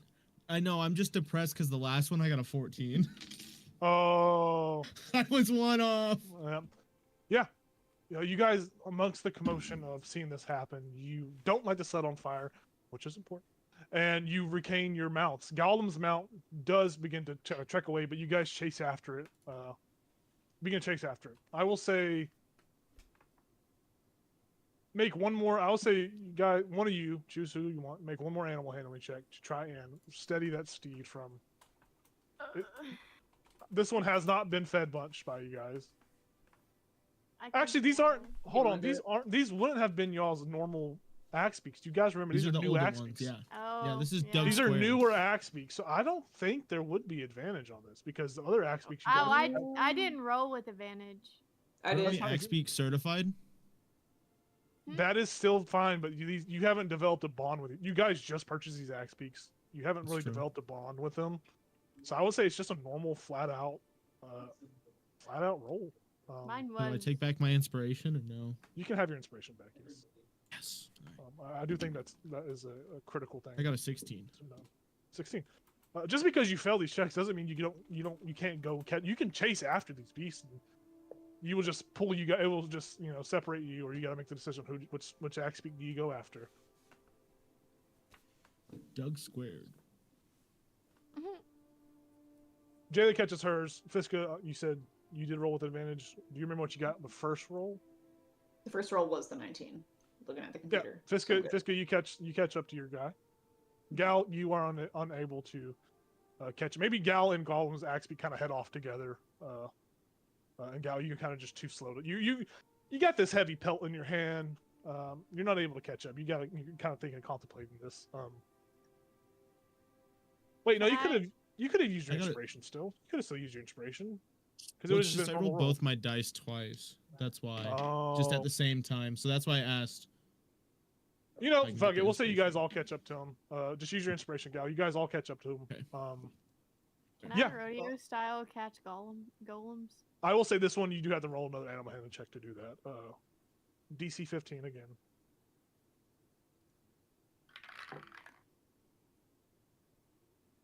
Golems takes off into the wilderness. If you can continue to chase after it, I'm it's gonna chasing. pull you away. Yeah, it's gonna pull you away from where you guys are currently at. We need it. Yeah. You guys chase after it. Okay. Does everyone chase after it, or what? Just before we move on, does everyone chase after it, or someone stay with the sled? What happens here? I'm gonna stay with the sled. That torso of Danica, is the head still attached? Yep. Hell yeah. I'm gonna speak with the dead. Okay. Very nice. I don't know what to say, but I feel like I should just do this. Like it's here.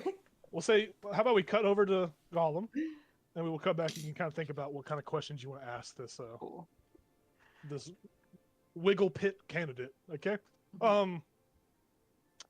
Perfect.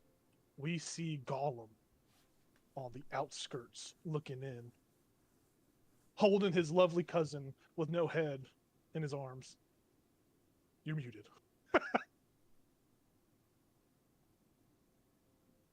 Birth. Birth. Yep. Birth.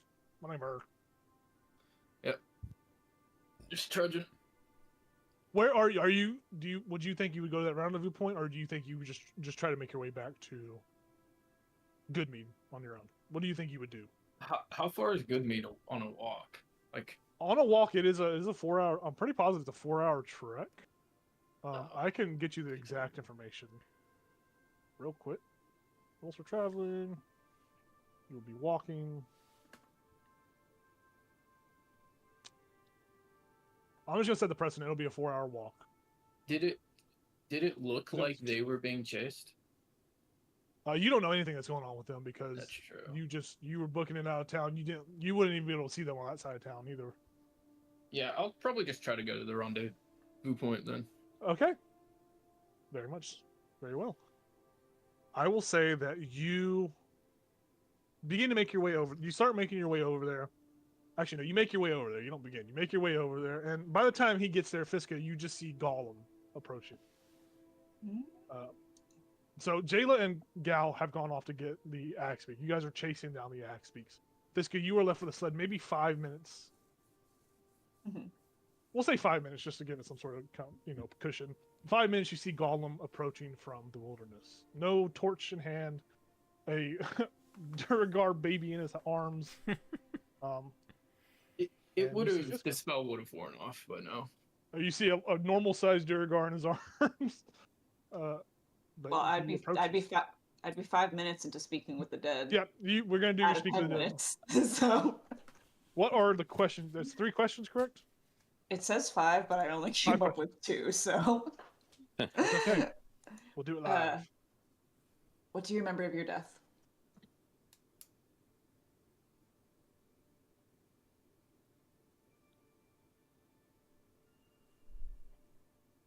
It was quick and painless. I didn't see what happened. I can see this is going to be very useful. Did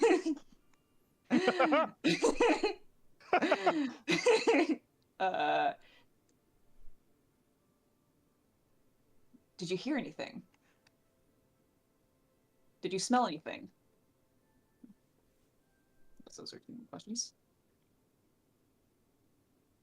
Technically they are, but I'll use it as one. Danica says, I heard a cackle of laughter and shuffling. It was sudden. I smelt something sweet on the air,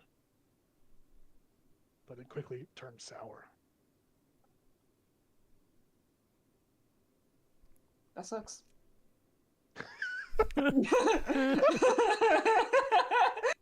Yeah, it does. Do you have any messages you want me to deliver for you? Now that you're dead and all. Tell Harwar I love him.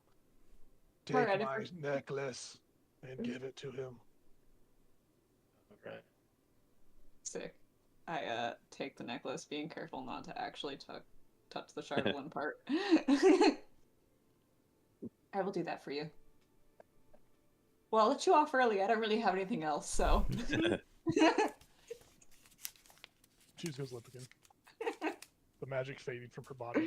We'll say about that time, after the post-mortem conversation, Gollum walks up 2 minutes later to the scene of Fiska with a sled full of dismembered arms, legs, feet, hands, and a torso that looks very much like Danica. Let's go. Hey. I'll kind of put Verth at my feet and just kind of have my gun out. So glad you finally found us. Us? Where is that? They're all... Is that our friends? No, God, no. They wow, that's very morbid. You could have phrased it differently. That was. Yes, sorry. Wow, where are they? She's looking around the woods. We do a side swipe to an animal check from the 2. Oh gosh, from both of us? Whoever just catches it, I guess. Yeah, you guys Not can both me. roll item handling checks. Not It's all you, Star. Oh, 16! Yep, you successfully lasso it and get it under control. You guys begin to head back. We cut back over to Fiska and Gollum, still here by the sled. I killed this man, but I'll take out his piece of his half mask that he had. You know magic, right? Correct? No, I don't really say I know it. More, it just sometimes happens. What's the Okay. question? Can you detect magic? No. Yeah, no, I don't know. Okay. Well, I'll just put it up. We might want to get someone who can do that. Let me go look at it. Maybe I can figure something out. I'll don't physically touch it, but yeah. Oh. You can unwrap it from its cloth that I've placed it in. Okay. She'll unwrap it, and like she is just like a true like con man is just gonna be like fucking looking it over, and like she's gonna like lick it maybe, like Don't look at it. What the fuck? Okay, she won't make it. I forget what it is, to be honest. Tastes like Duragar brains. It Chardolin. yeah. It had like some like corruption on it or something. I imagine when I took it off, it almost like stuck to his face like cheese pizza. Yeah. Whenever Oh, you're ew, that's fucking disgusting. Okay, yeah, no, she does That's a not like great- it. that's a great I didn't, description. I didn't have a good mental image. Yeah, no. Actually, yeah, she unwraps it and then she is like, ew, when she hands it back. right, so we should There's- find someone who can handle. I don't think there's magic in that, but there's something else that's enough for me. Thank you. Well, there might be. Also, this is worth Godblight. Or Sunblight, rather. Sorry. My name Earth. He's my cousin. And you killed him. Right. I did. Gonna give more information for that? Because that's weird. He was working with the Dwergar. And then I'll hand you the letter or whatever, the cipher or whatever.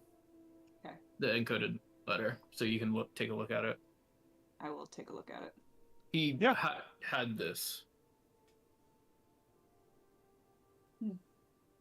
Doesn't divulge any extra information upon looking at it. No, nothing thieves canty or anything about that. That kind of pings on your radar. He worked for. Oh, you weren't here when I said that. He works for Zardarok, and Zardarok killed Asara's mother.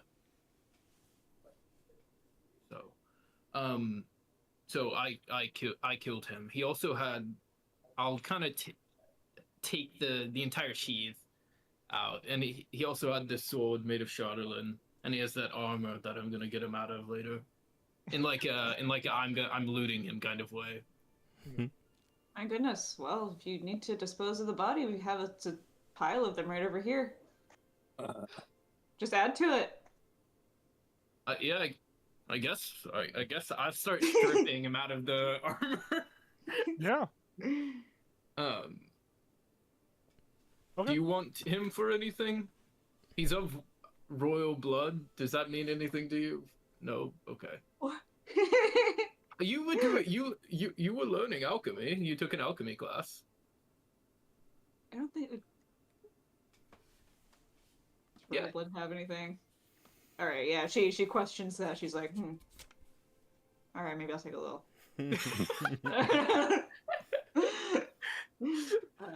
She'll harvest some whatever is harvestable.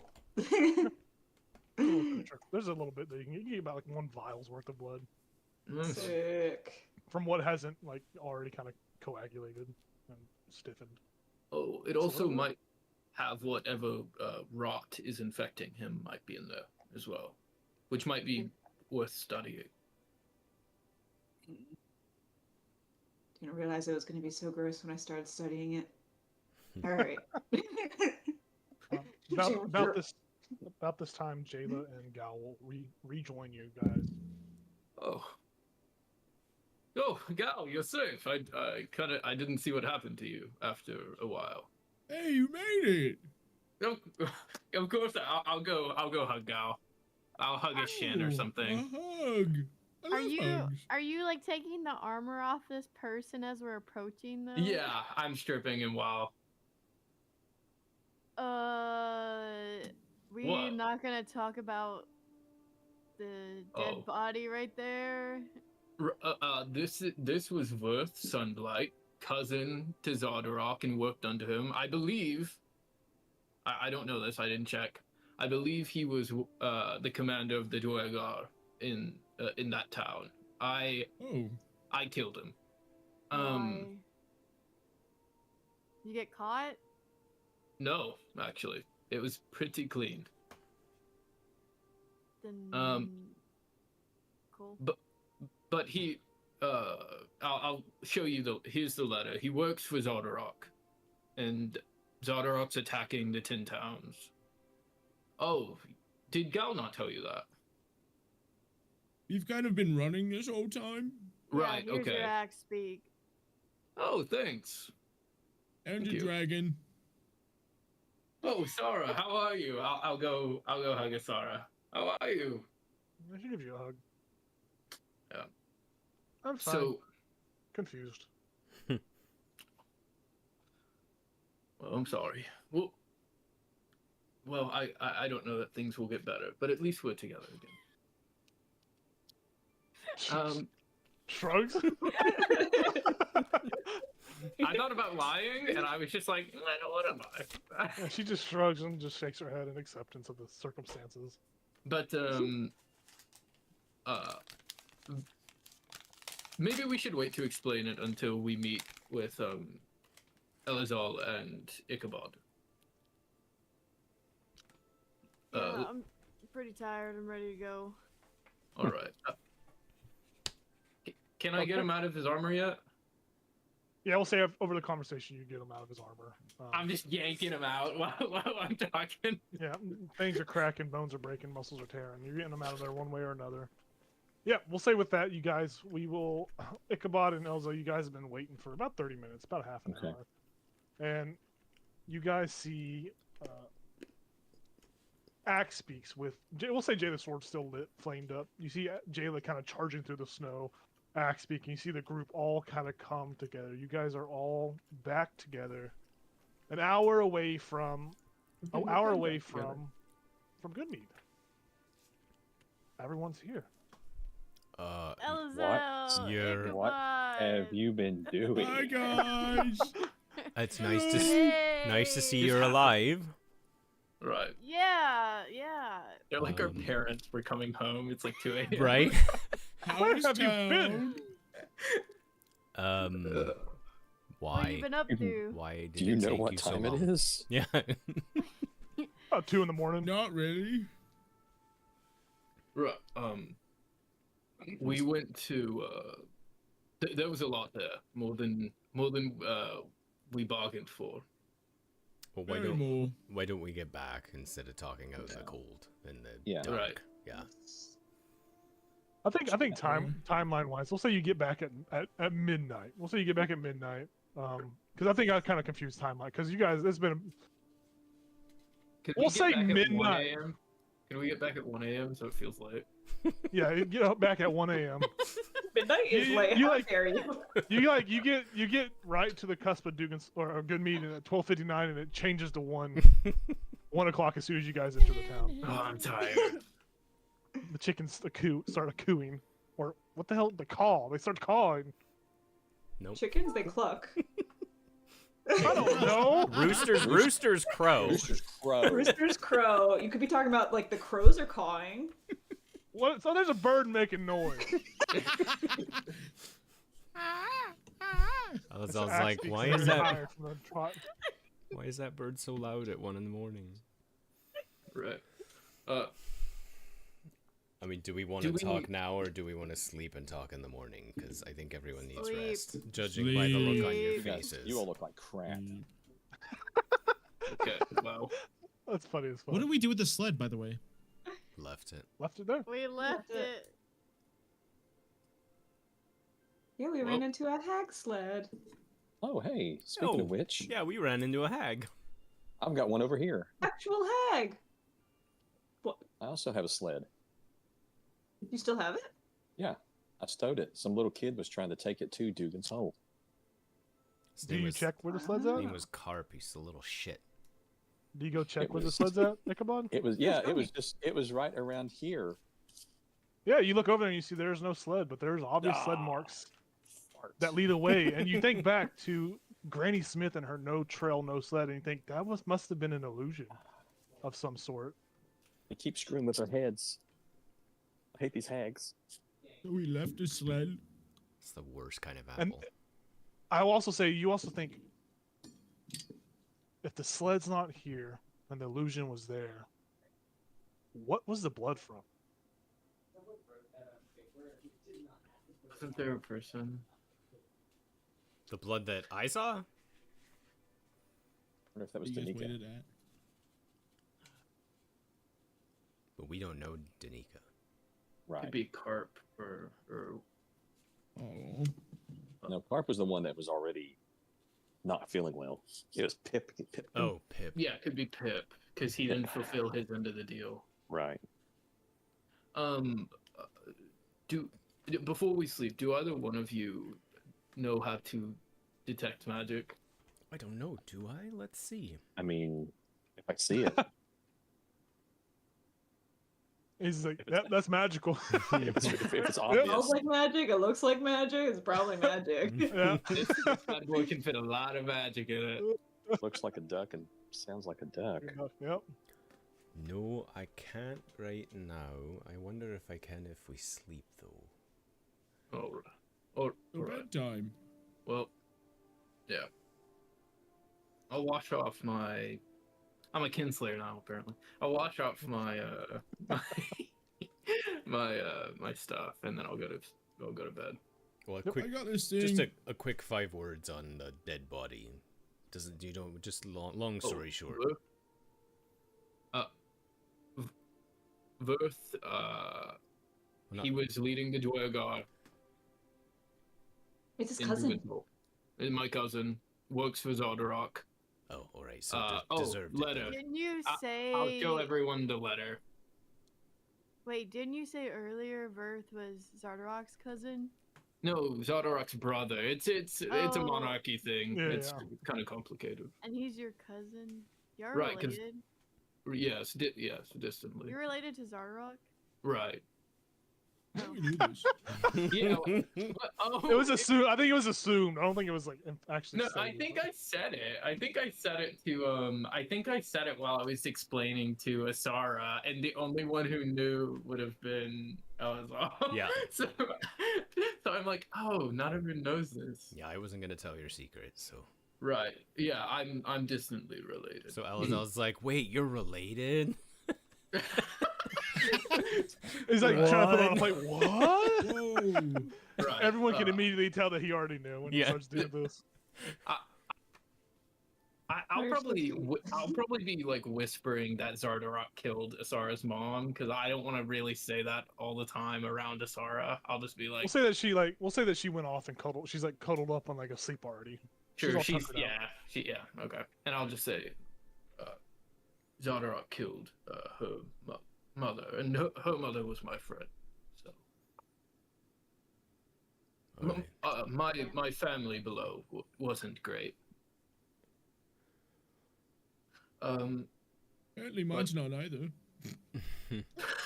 Well, let's Well, see. yeah. How does that make you feel? I don't know. I got this cool thing though. Well, No. Do we want to look at it in the morning or? Yeah, let me check my spells here, see if I can. I don't even know what it is. I haven't This opened is it. Tyler's reaction when he just finds out there's nothing special. This shit sucks ass. Can we like wash it or something? Yeah, he was. We all look at it. I think that's what he Yeah. was. Were you washing it or were you were washing off? I was washing myself. I wasn't gonna wash it because then I'd wash off the whatever. Gollum was using the bidet while you guys were talking. He's getting y'all cleaned up and ready for bed. Right. And I got environmentalist. some blood on me. So I do have detect magic. no, Ooh. I'll hold out my my 3 gifts. No, I mean, as in I can use it in the morning when we wake up. Gotcha. Yeah. Do any of you have any use for his body, Verth? What? Verth's Why do body. we have you? I thought for a y'all left body? Vert. Did y'all not leave Vert's body I behind? thought we left. I thought Verth we did too. Yeah. I thought it would have been a good proof for the townspeaker meeting, bringing a Dwargar.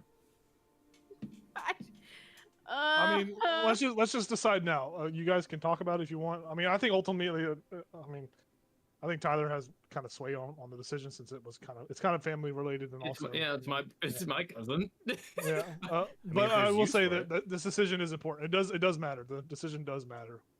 I would bring him. Whether anyone wants to use him, I think is different. I would bring him. You with sure? me. Are you sure? All you. Yeah. I won't toss his body. I'll just kind of I'll lay it at your feet. or whatever. Whose feet? I thought you said you'd take it. No, Did I I miss said you? all. I said all you. Oh. All you. Okay. Why No. do I want a dead Durgar? I don't know. Because his name's Verth. Then I'll just bury him. I'll probably just bury him. Oh, good. Yeah, I didn't question while you were carrying him because he's your family and all, but yeah, I don't want to sleep with him just like hanging out in the house. I don't think any of us do. Yeah, I'll just Yeah. bury him. If Put if the no one evil wa- on me. if no one wants him, then I'll bury him. Wait, can you ask Oh, him you questions, sure? or does he need his head? I Are blew you his sure? head His head's blew off. Yeah, he's I don't blew have that it. off. Yeah. Hmm. was good. Okay. Okay. No one wants him. Damn it. I'm just Yeah. gonna tell you what I was gonna do with it. I don't care because you guys already made a decision. I was gonna use Verth as the host for Thrun. He was gonna come back and fight you, motherfuckers. Ooh. He was gonna be the host for the summoning spell with all the feet and stuff. Yeah. And they I'm would have good. had a fun little vengeful, like, I know what you did to me. Yeah. I'm Damn gonna bury him. He could still happen. I'm Nah, gonna it's bury him. Perfect. Yeah, you find a nice spot and you dig a hole, dig a small 4-foot hole for him, and you put him in the hole. And then I'll spit on his grave. Yep. And he grabs your tongue and brings you down to hell with him. Yeah. You successfully bury him. There's no check needed for it. You're able to do it. Asar helps you out. Let's say Asar wakes up. She helps you. Then she gets all tuckered out and goes to sleep. Yeah, I'm going to sleep now. Okay. Wait, do we want to do watches? Ichabod and I slept 4 hours already, so Yeah. Yeah, you two are the only one that can actually do a watch if you want to. If the others want to benefit from a long rest. I think at this point we should probably do a watch. yeah. With the stuff that's going down with these daggone hags. I'm And the Daggone hags. illusions sleep under the and night, whatnot. guys. Pooped. Okay. Yeah, we'll say that you guys find sleep. Everyone finds sleep. And on the watch, you guys can feel free to roleplay or talk amongst yourselves. But I'm just gonna let you know nothing happens. Nothing else happens Okay. on your watch. I don't think I will was say that allowed you to guys answer. do like it's like a half watch where you watch for like 4 hours. You watch for like 2.5 hours, and you get the rest of your sleep for a full long rest. Cool. Yeah. So if you want to talk, feel free. But if nothing's gonna transpire tonight. There's been a lot that's already transpired on this very long day. Elazelle, I think. Can't imagine what stories they've got to tell in the morning. Right, they look pretty look pretty haggard. So Yeah. that's We should do like a spiral cut in transition to one of y'all's eyes. Just spirals into one of y'all's eyes and spirals back out into the next morning. yeah. Right. Long guess- rest happen. Everyone has a long rest. If you want to change spells over, feel free to change spells over. It is a new day. Today is the 12th or Day. 13th. 12? Today is the 11th. It is the Okay. 11th. It is the Wow. 11th. There is no breakfast. So, Sorry, can we we don't have go those grocery steps. shopping? Shopping? You know, Can we you go guys to know. is there an you inn guys- here? Or You a guys know tavern or if you something? go to the meat hall, The meat there hall, will be yeah. there will be breakfast. We'll say there's a established every morning Buff- breakfast banquet for everyone in town. It's a It's a buffet. continental. It is a golden corral. Oh, Yeah. So Take it or leave it. does detect magic tell you exactly what an item does? I thought it was just the school of It does magic. not. It's just just a a it's just small- it's just the aura in the school of magic. Yeah, I Yeah, I it's just just gonna want make the items glow. I just wanted to know if it was magical. Okay, yeah, I'll cast detect magic on all the things. So it's always hard for me to. I think you only have to cast it one time, by the way, because it Yeah. lasts for like 10 minutes. Yeah, yeah. So you only can use one spell slot. Or if it's a ritual, you can take time to do the ritual casting of it. I always struggle with this spell because I don't really know what schools of magic these items would belong to. But I will tell you what aura you pick up on. You pick up on magical aura on the Charlatan necklace that Fiska has. Yeah. You pick up on a magical aura on the armor that Lorian brought back, on the sword that Lorian brought back, Lorian's On- alive? You know what I meant, Gollum. Sorry, I'm thinking about how fun it would have been to have Thrune come back as a rival in Bird's body, and you took it away from me. So far, the necklace, the short sword, the armor, the half mask, the pelt, whatever item is inside of the pelt that has not been revealed yet. That is everything, I believe. 1, 2, buckle my shoe, 3, 4. I know the other there's party has a wizard. There are 5 new ping. You sense all the other magical on guys already have all that, but there are 5 new magical pings, and it's the armor, the sword, the necklace, the mask, and the whatever's inside of the pelt that Gal had. And I say that. Indeed. Wow. What is the spell that tells you what they do? Identify. Identify. Gotcha. Identify. Sorry. Everybody kept saying it. I guess you guys just have to attune to stuff and find out what it does. I'm not putting on that necklace. She was crazy. Gee whiz, guys. I want to see what's under the pelt. What if it's cursed? That would suck.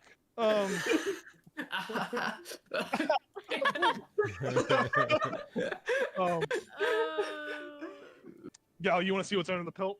I do, but I would bring Dolly everybody in Parton. to see what's under. Oh. Oh my God! I got a woman. Welcome to Dollyland, Sonny. She just Miss pulls you into Dolly. Dollyland. Miss To the material Dolly, plane. take Oral out. Working 9 to 5. She just punches the shit out of Oral. And lets you summon Dolly Parton. Yeah. So you throw it's like the pelt has been like folding in on whatever this is, but you begin to unfold the pelt, and you see before you is a beautiful wooden handled great axe. The axe itself, the axe blades itself, are pure Chardolin, and there is intricate designs that wiggled its way down the wooden shaft of the great axe itself. You see, kind of peppered into the wooden shaft itself are other smaller pieces of Chardolin that act as a grip for whatever this big great axe. Wow. A real wow. Use it. A wah wah wee I wah. want to. It looks very similar to the design of your father's great axe. Like it looks exactly like a 1-to-1 copy. And you think in the moment that it might be his actual great axe that's been kind of fixed up and sharded, bejeweled, some would say. Ooh. It's very obvious that it's Chardolin that is Bezeled. been into this weapon. Yes, embezzled. Embezzled. I mean, Looks pretty cool. Looks cool. Probably swings pretty cool too. Maybe try it out. I was like, should I purify it? Can you? I mean, I did it to the other thing, right? oh yeah, it was like a 50-50. Yeah. I don't know that we Do you should. wish to try and purify it? I don't know. That's why I'm asking. I mean, I guess want to use it. what's the plan with this? Like, are we gonna deliver it to ourselves? Probably not. I mean, technically, Right in their if heads. it comes to it. Well, I guess a better question is should it be part of the plan to walk in there with this? Ooh, smart. Oh, I see. I mean, yeah. I'm pretty sure I'm dead. I don't know if my family knows I'm living. Ah, So, well, that would be even more amazing. Yeah, you think You're they'd be you're still happy alive about and you're that? bringing the axe in. Quite an entrance. Yeah. Mhm.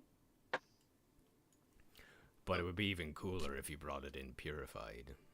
Yeah. Said fuck I you like and hit him that. that way. I like that. It is purified But- regardless. This is I imagine this is probably going to be a little harder than the other thing that I purified. This is a formidable weapon, so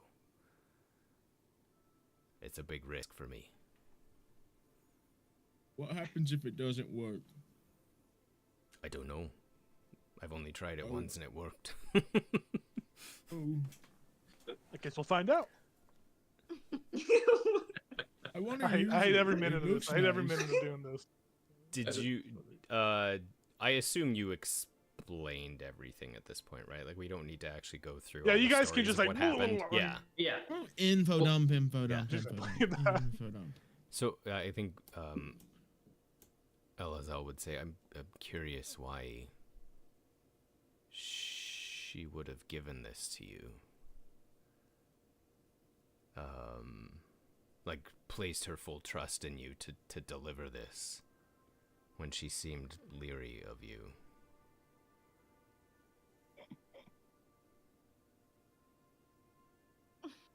Oh, It is strange. I'm And not she said bright. not to touch it. So maybe something happens to you when you touch it. You become a I don't wanna servant of touch it, though. Oro. Well, or that's, yeah, something. maybe what it is she was relying on you touching it. So I want to touch it. you said you do or don't?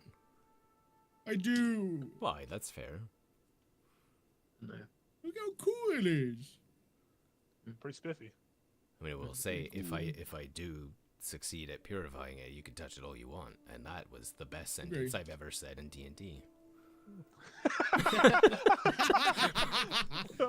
I'll touch it if you purify it. But again, probably a big risk. What did we do last time for me to purify it?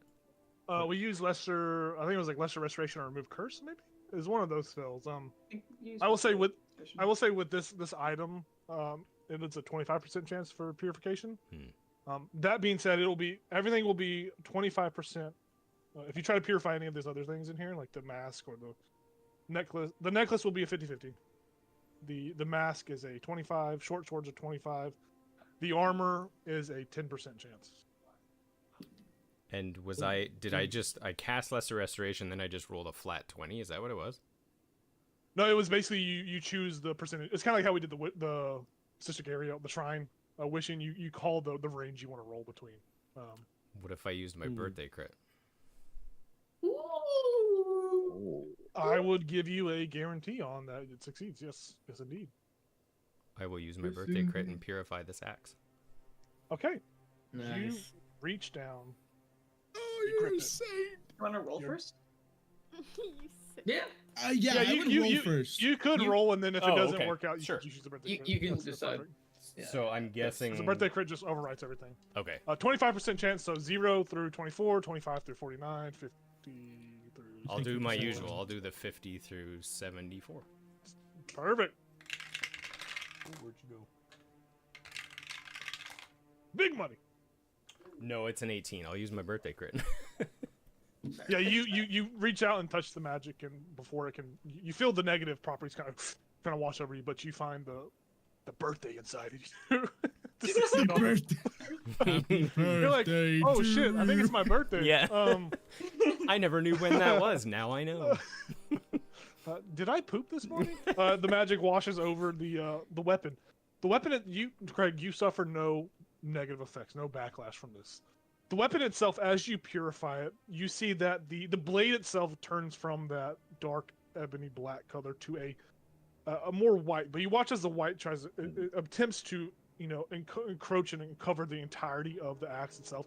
But it only makes it about halfway. So the axe blade itself is like a half white, half black, kind of like domino-esque color pattern. The shaft itself, the stones are white, black, white. You seem to it's like you removed a majority of the as much of the sickness that lies within this arm or this great axe as you could, but there seems to be some small slight lingering property to it. What that is can only be determined by utilizing the weapon, but the weapon is safer now than it would have been previously. Previously, you don't know what may have happened to it, but now this weapon is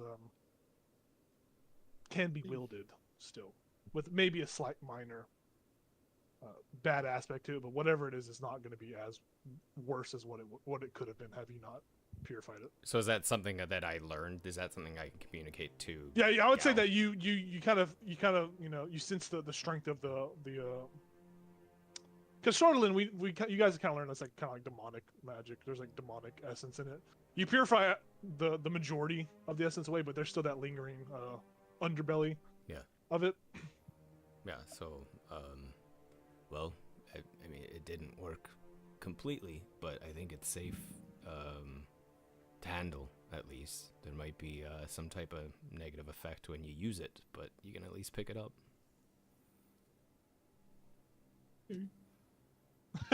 He just blows up. I'm giving you permission. I'm giving you permission to touch it, Gal. Oh, okay. Which I is the pick it second up best thing I've gladly. ever said in D&D.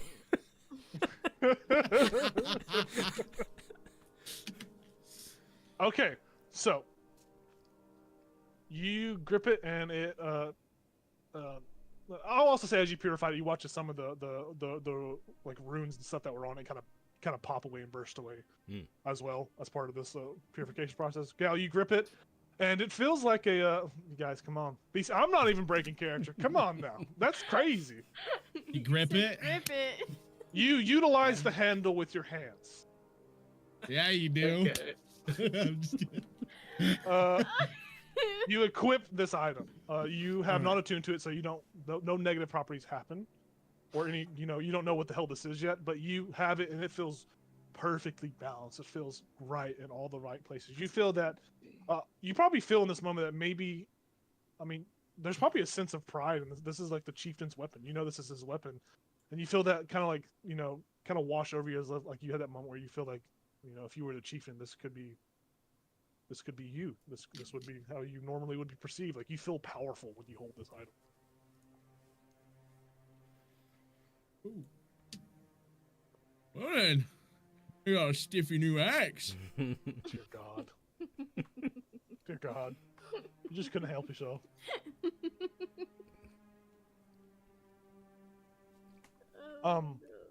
You can attune to it over an hour if you wish to. Okay.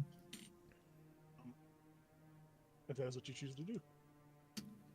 Yeah, I'll tune to it. Okay. So, you attune to it, and you guys just watch him attune. He's just over in the corner, ogling at this great axe that he's holding in his hands. It's very, very, whoa. As you attune to it, you feel emotionally and physically attached to this item. You feel that you will never, ever be able to leave this. This weapon is yours, and it belongs to you. This is a Berserker's axe. Great axe, by the way. The negative properties that usually come with this is that whenever you, while you use this weapon, whenever someone damages you, you must make a DC 15 Wisdom saving throw or go berserk. So you must like lash out at random people. Basically, the way this is going to work now is that there is no longer the side effect of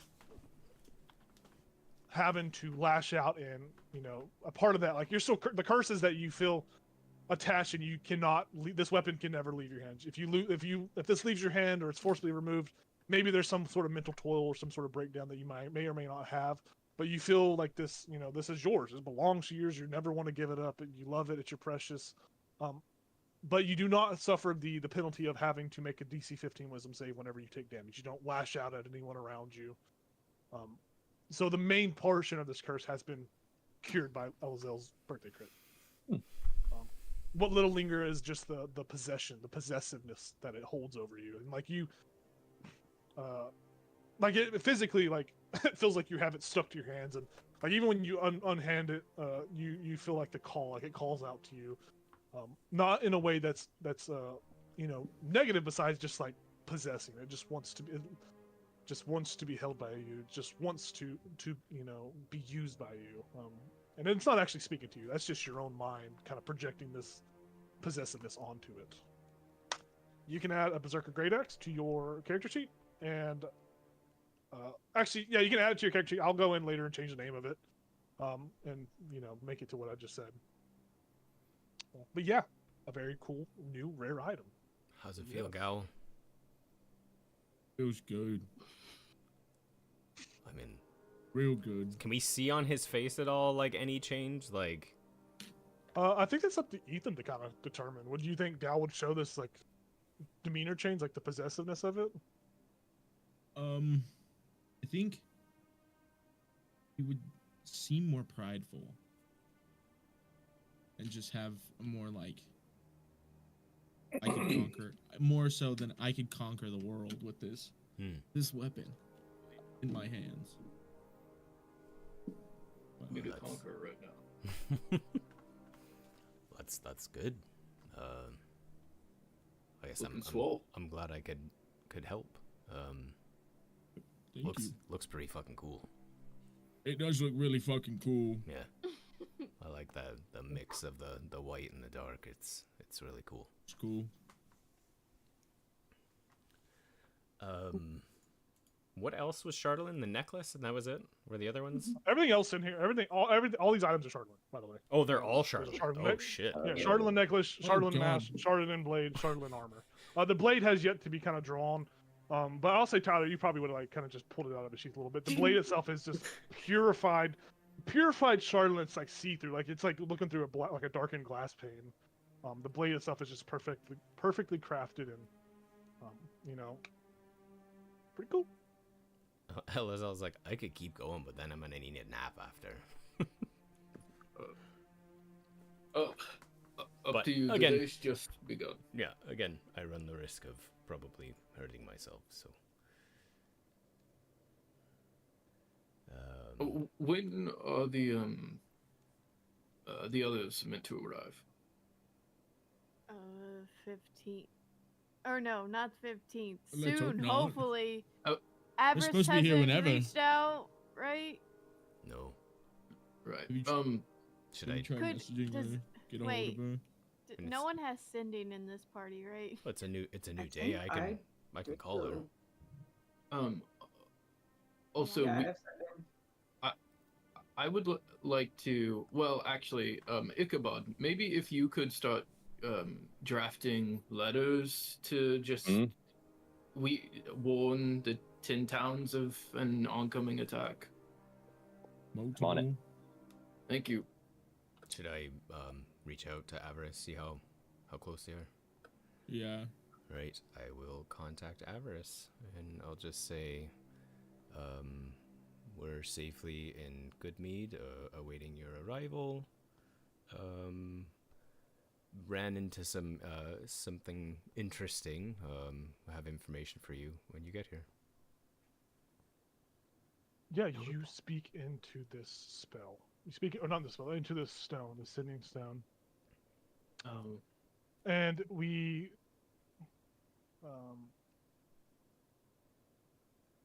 see it. We see as your message goes through that a voice on the other side of the line comes through. In all my infinite DM wisdom and knowledge, I'm pretty sure Antiochus would take the sending stone from Avarice's body. And Antiochus, you Most hear, likely. Antiochus, you hear this message on. You hear this message, and you were able to respond. Now to put everything in timeline, the other character's still on the 10th, the night of the 10th. They have to like kind of Sure. Mhm. sleep and then wake up, and then they hit this morning message will kind of play out to them. Could you say what you said one more time? Oh, It's okay if you don't remember exactly. It's okay if you don't remember yeah. exactly. No, what I you said. I You should just said paraphrase it. we're safely in Goodmead. Ran into some interesting issues last night, waiting your arrival. We ran into some issues too. We're on our way. I think things might be a little difficult for us. Avarice isn't gonna be with us. Avarice We'll is talk- where it cuts off because it's 25. Okay. That's really I good. love keeping count. Wow. And I That's really good. I turn to the group and I'm like, some little boy has the stone. I don't know who it was. How did Oh. a child have it? I Wait, didn't don't we know. see the wanted pictures though? So we would see a little freaky half. Yeah. Half man, half child. I don't think there'd be a way man-child. to. Yeah, maybe we did do that. I don't know. But yeah, The little I one mean, I got it? can't contact again. So, but Ooh. Oh, said they ran into some issues too and cut off at something about avarice. oh. Fuck, that sounds tough. Well, I can warn the dwarves about the whole thing. If I want to. I think that would be advisable. Just let them know that an attack is coming. Okay, that's all I need to say. Nothing else. On the 15th by multiple different by Dwergar, by Yetis, by All the things. or by a lot of, by a combined force.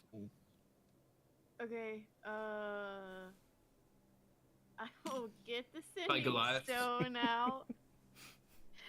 And I will get ready to do sending. Hey.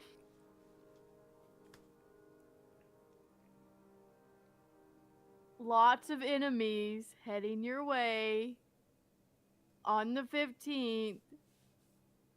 Either prepare or hide or leave.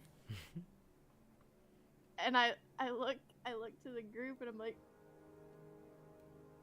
Dwergar, Goliath, Dwergar, Goliath, Yetis. Oral Priestess. Good luck. Yeah, that's all I know. That's where it cuts out. That's all I. So your message was that you're warning the dwarves that enemies are coming to their doorsteps. That's what the message you said. Are I guess attacking. It's not coming to them, but okay. Would you have? I wanted to clarify because were you clarifying that they're coming to attack 10 towns or they're attacking the dwarves? Because you did say like they were Heading coming your to the way. dwarves' doorstep. I'm just trying. I just want to make sure, just because it's important. I'm trying to be nice here because I think you meant help 10 towns in that kind of mind frame. But Yeah, come to 10 down. okay, you send this warning off and you responded. You get the response by Lynn, her raspy voice. She's like, yeah, I smoke a pack a day. She says to you, the dwarves will be ready to fight. Just tell us where to come and we will prepare arms and weapons. Yeah. We'll be there. Just tell us exactly where. And that's where the message cuts off.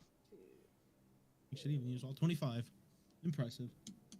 Yada yada yada yada yada yada. She just says yada yada until the 25 word counts listed. Okay. You guys don't know how important what you just literally did was. Holy shit. I did also ask Ichabod to draft the letter. He is drafting the letter as well. Yeah. I would like you, Ichabod. I'm very succinct. Because we've met almost all the town speakers. Yeah, but he is a town speaker. That's why I wanted him to do it, because he has a official authority letters. with the office. Yeah. I've got my little stamp I can put on the paper. I will say outside of game session, because I feel like a letter, you can make it pretty as detailed. I would say you could do it like, let's just be like 100-word paragraph or something. I don't know, word count's kind of scary, but I will say that you could type this up in the next session, or you can just post it in chat, and that'll be I'll what write goes I'll write a over letter. circuits. Now I will say, the session's basically about the end. The session's over. We're gonna cut there after everyone's like warning. We'll say that Jayla's her dwarf call was the last image. Outside of game. So what I would like to say is that the stakes of everything at the moment, with how 10 towns, how everything's like like the east versus west, kind of like segregation of sorts. Ichabod's from Goodme is a western town, so it will be passed around, but the seriousness of it will be kind of kind of wishy-washy, because it's like a 50-50, like some of the towns won't really give a shit about it. They'll think it's just rumors. The rest will take it into effect. So Politics. there are the last 10 minutes of the session, there have been a lot of things that have changed what I had planned. I'm gonna be honest with you. That's funny. But it's okay, because they are necessary. These are really critical things. Contacting the dwarfs, that is super important. That's probably the highest priority. Like in my own mind, I was like, the dwarves, man, if they knew what was going on, if somebody lets them know, it'd be good to know. The dwarves need to know. Obviously making contact with the other party, that was going to happen regardless. But now it's established that Avarice is dead already. I we was still not don't expecting the technically know. town. I was not expecting the town. The letters. The letters is huge. That is huge as well. You guys go into Dugan's Hole and getting out like thieves in the night with fucking items galore. That's impressive. That is really impressive. And I think that, God, I didn't want to have to do it, but I think you guys need to get a level up out of that for the risk that you took. Let's go. You guys will level up. Even me and Upon- Ellen. Yeah, we were just sleeping. Well, you know, part of a team that some of the members Yeah, gotta, That's don't true. got to I pick mean, we up had the to slack. we had to fix up the house. and Yeah, the yeah, song you guys made the place presentable. You know, you're there. I was You're contacted. taking care of a town. You're building a shrine. Yep. You were True. rested. I Which purified an is- axe. Which is True. very important. Hell yeah, The you building did. of the shrine is very important. Like you're still in the progress of doing it, but it's very important. I will not diminish that. You guys level up to level 7, I believe. Yeah. Yeah. Now as far as your side characters, they're gonna be level Yeah. 6 for a little bit still. You know, I might push them to level 7 too. We'll see how you guys go about the town because you still gotta their side characters. You still gotta make it to Goodmead. You guys are wanted in town. You know, you'll move faster through the towns. You can go on the outskirts of town, but you're still wanted. There's still precedent of, you know, someone saw me, and that can change stuff too. But, but what was I going with this fucking thought? I've lost it. I had it and I lost it. Yes, oh yeah. What the side characters also got to think about what information. There is a vital piece of information that you guys would need to bring to the town speaker meeting to have a good resounding aha moment, like, you know, like a gas moment. I don't want to tell you. I'm pretty sure you. Okay, well there you go. Now you figured it out. There's still the matters of what to do with her. Now, Wasn't it the other party who dropped her off? yes, the side party knows Yes. what. I was saying the We side need party. to That's get like her. y'all's biggest piece of evidence to prove innocence. She is Is like Captain Arlagan. right from the get go. Someone write that down. Star that up. Next That's session. been starred in my brain. Next Don't session, worry. side characters. We start with side characters next session. Okay. All right. It'll We're be back, on the baby. eve of the 10th. It'll be on the 10th, the night of the 10th. You guys just got done with the Spire, traveled all the way across the wilderness. Avarice died because Antiochus was twice born. She died. She died as far as the story goes. As far as my poor little heart likes to admit, she's dead. And that's our Halloween episode, right? On the 28th, because I won't be here next Yeah, week. because we're gonna skip next week. And then the 28th will be our Halloween episode. Okay. We will pick up with that, As our side and- characters. As our side yeah, characters, as our side characters. which is perfect because, man, you guys did a lot of money, a lot of big moves, a lot of big baller decisions happened. We found out a lot by going to their camp. You sure So You guys learned so much information. But anyways, sorry that the beginning of the session wasn't you guys. I was on Craig. Craig, it's and fine. you didn't I mean, do too I was much, entertained. 'cause- Yeah, it's a lot. Yeah, I figured especially when it's like comes to like a big scope narrative kind of thing. We'll just do like a group skill check or like 3 out of 5 kind of. It makes it easier. I don't want to roll 5,000 dice. Yeah.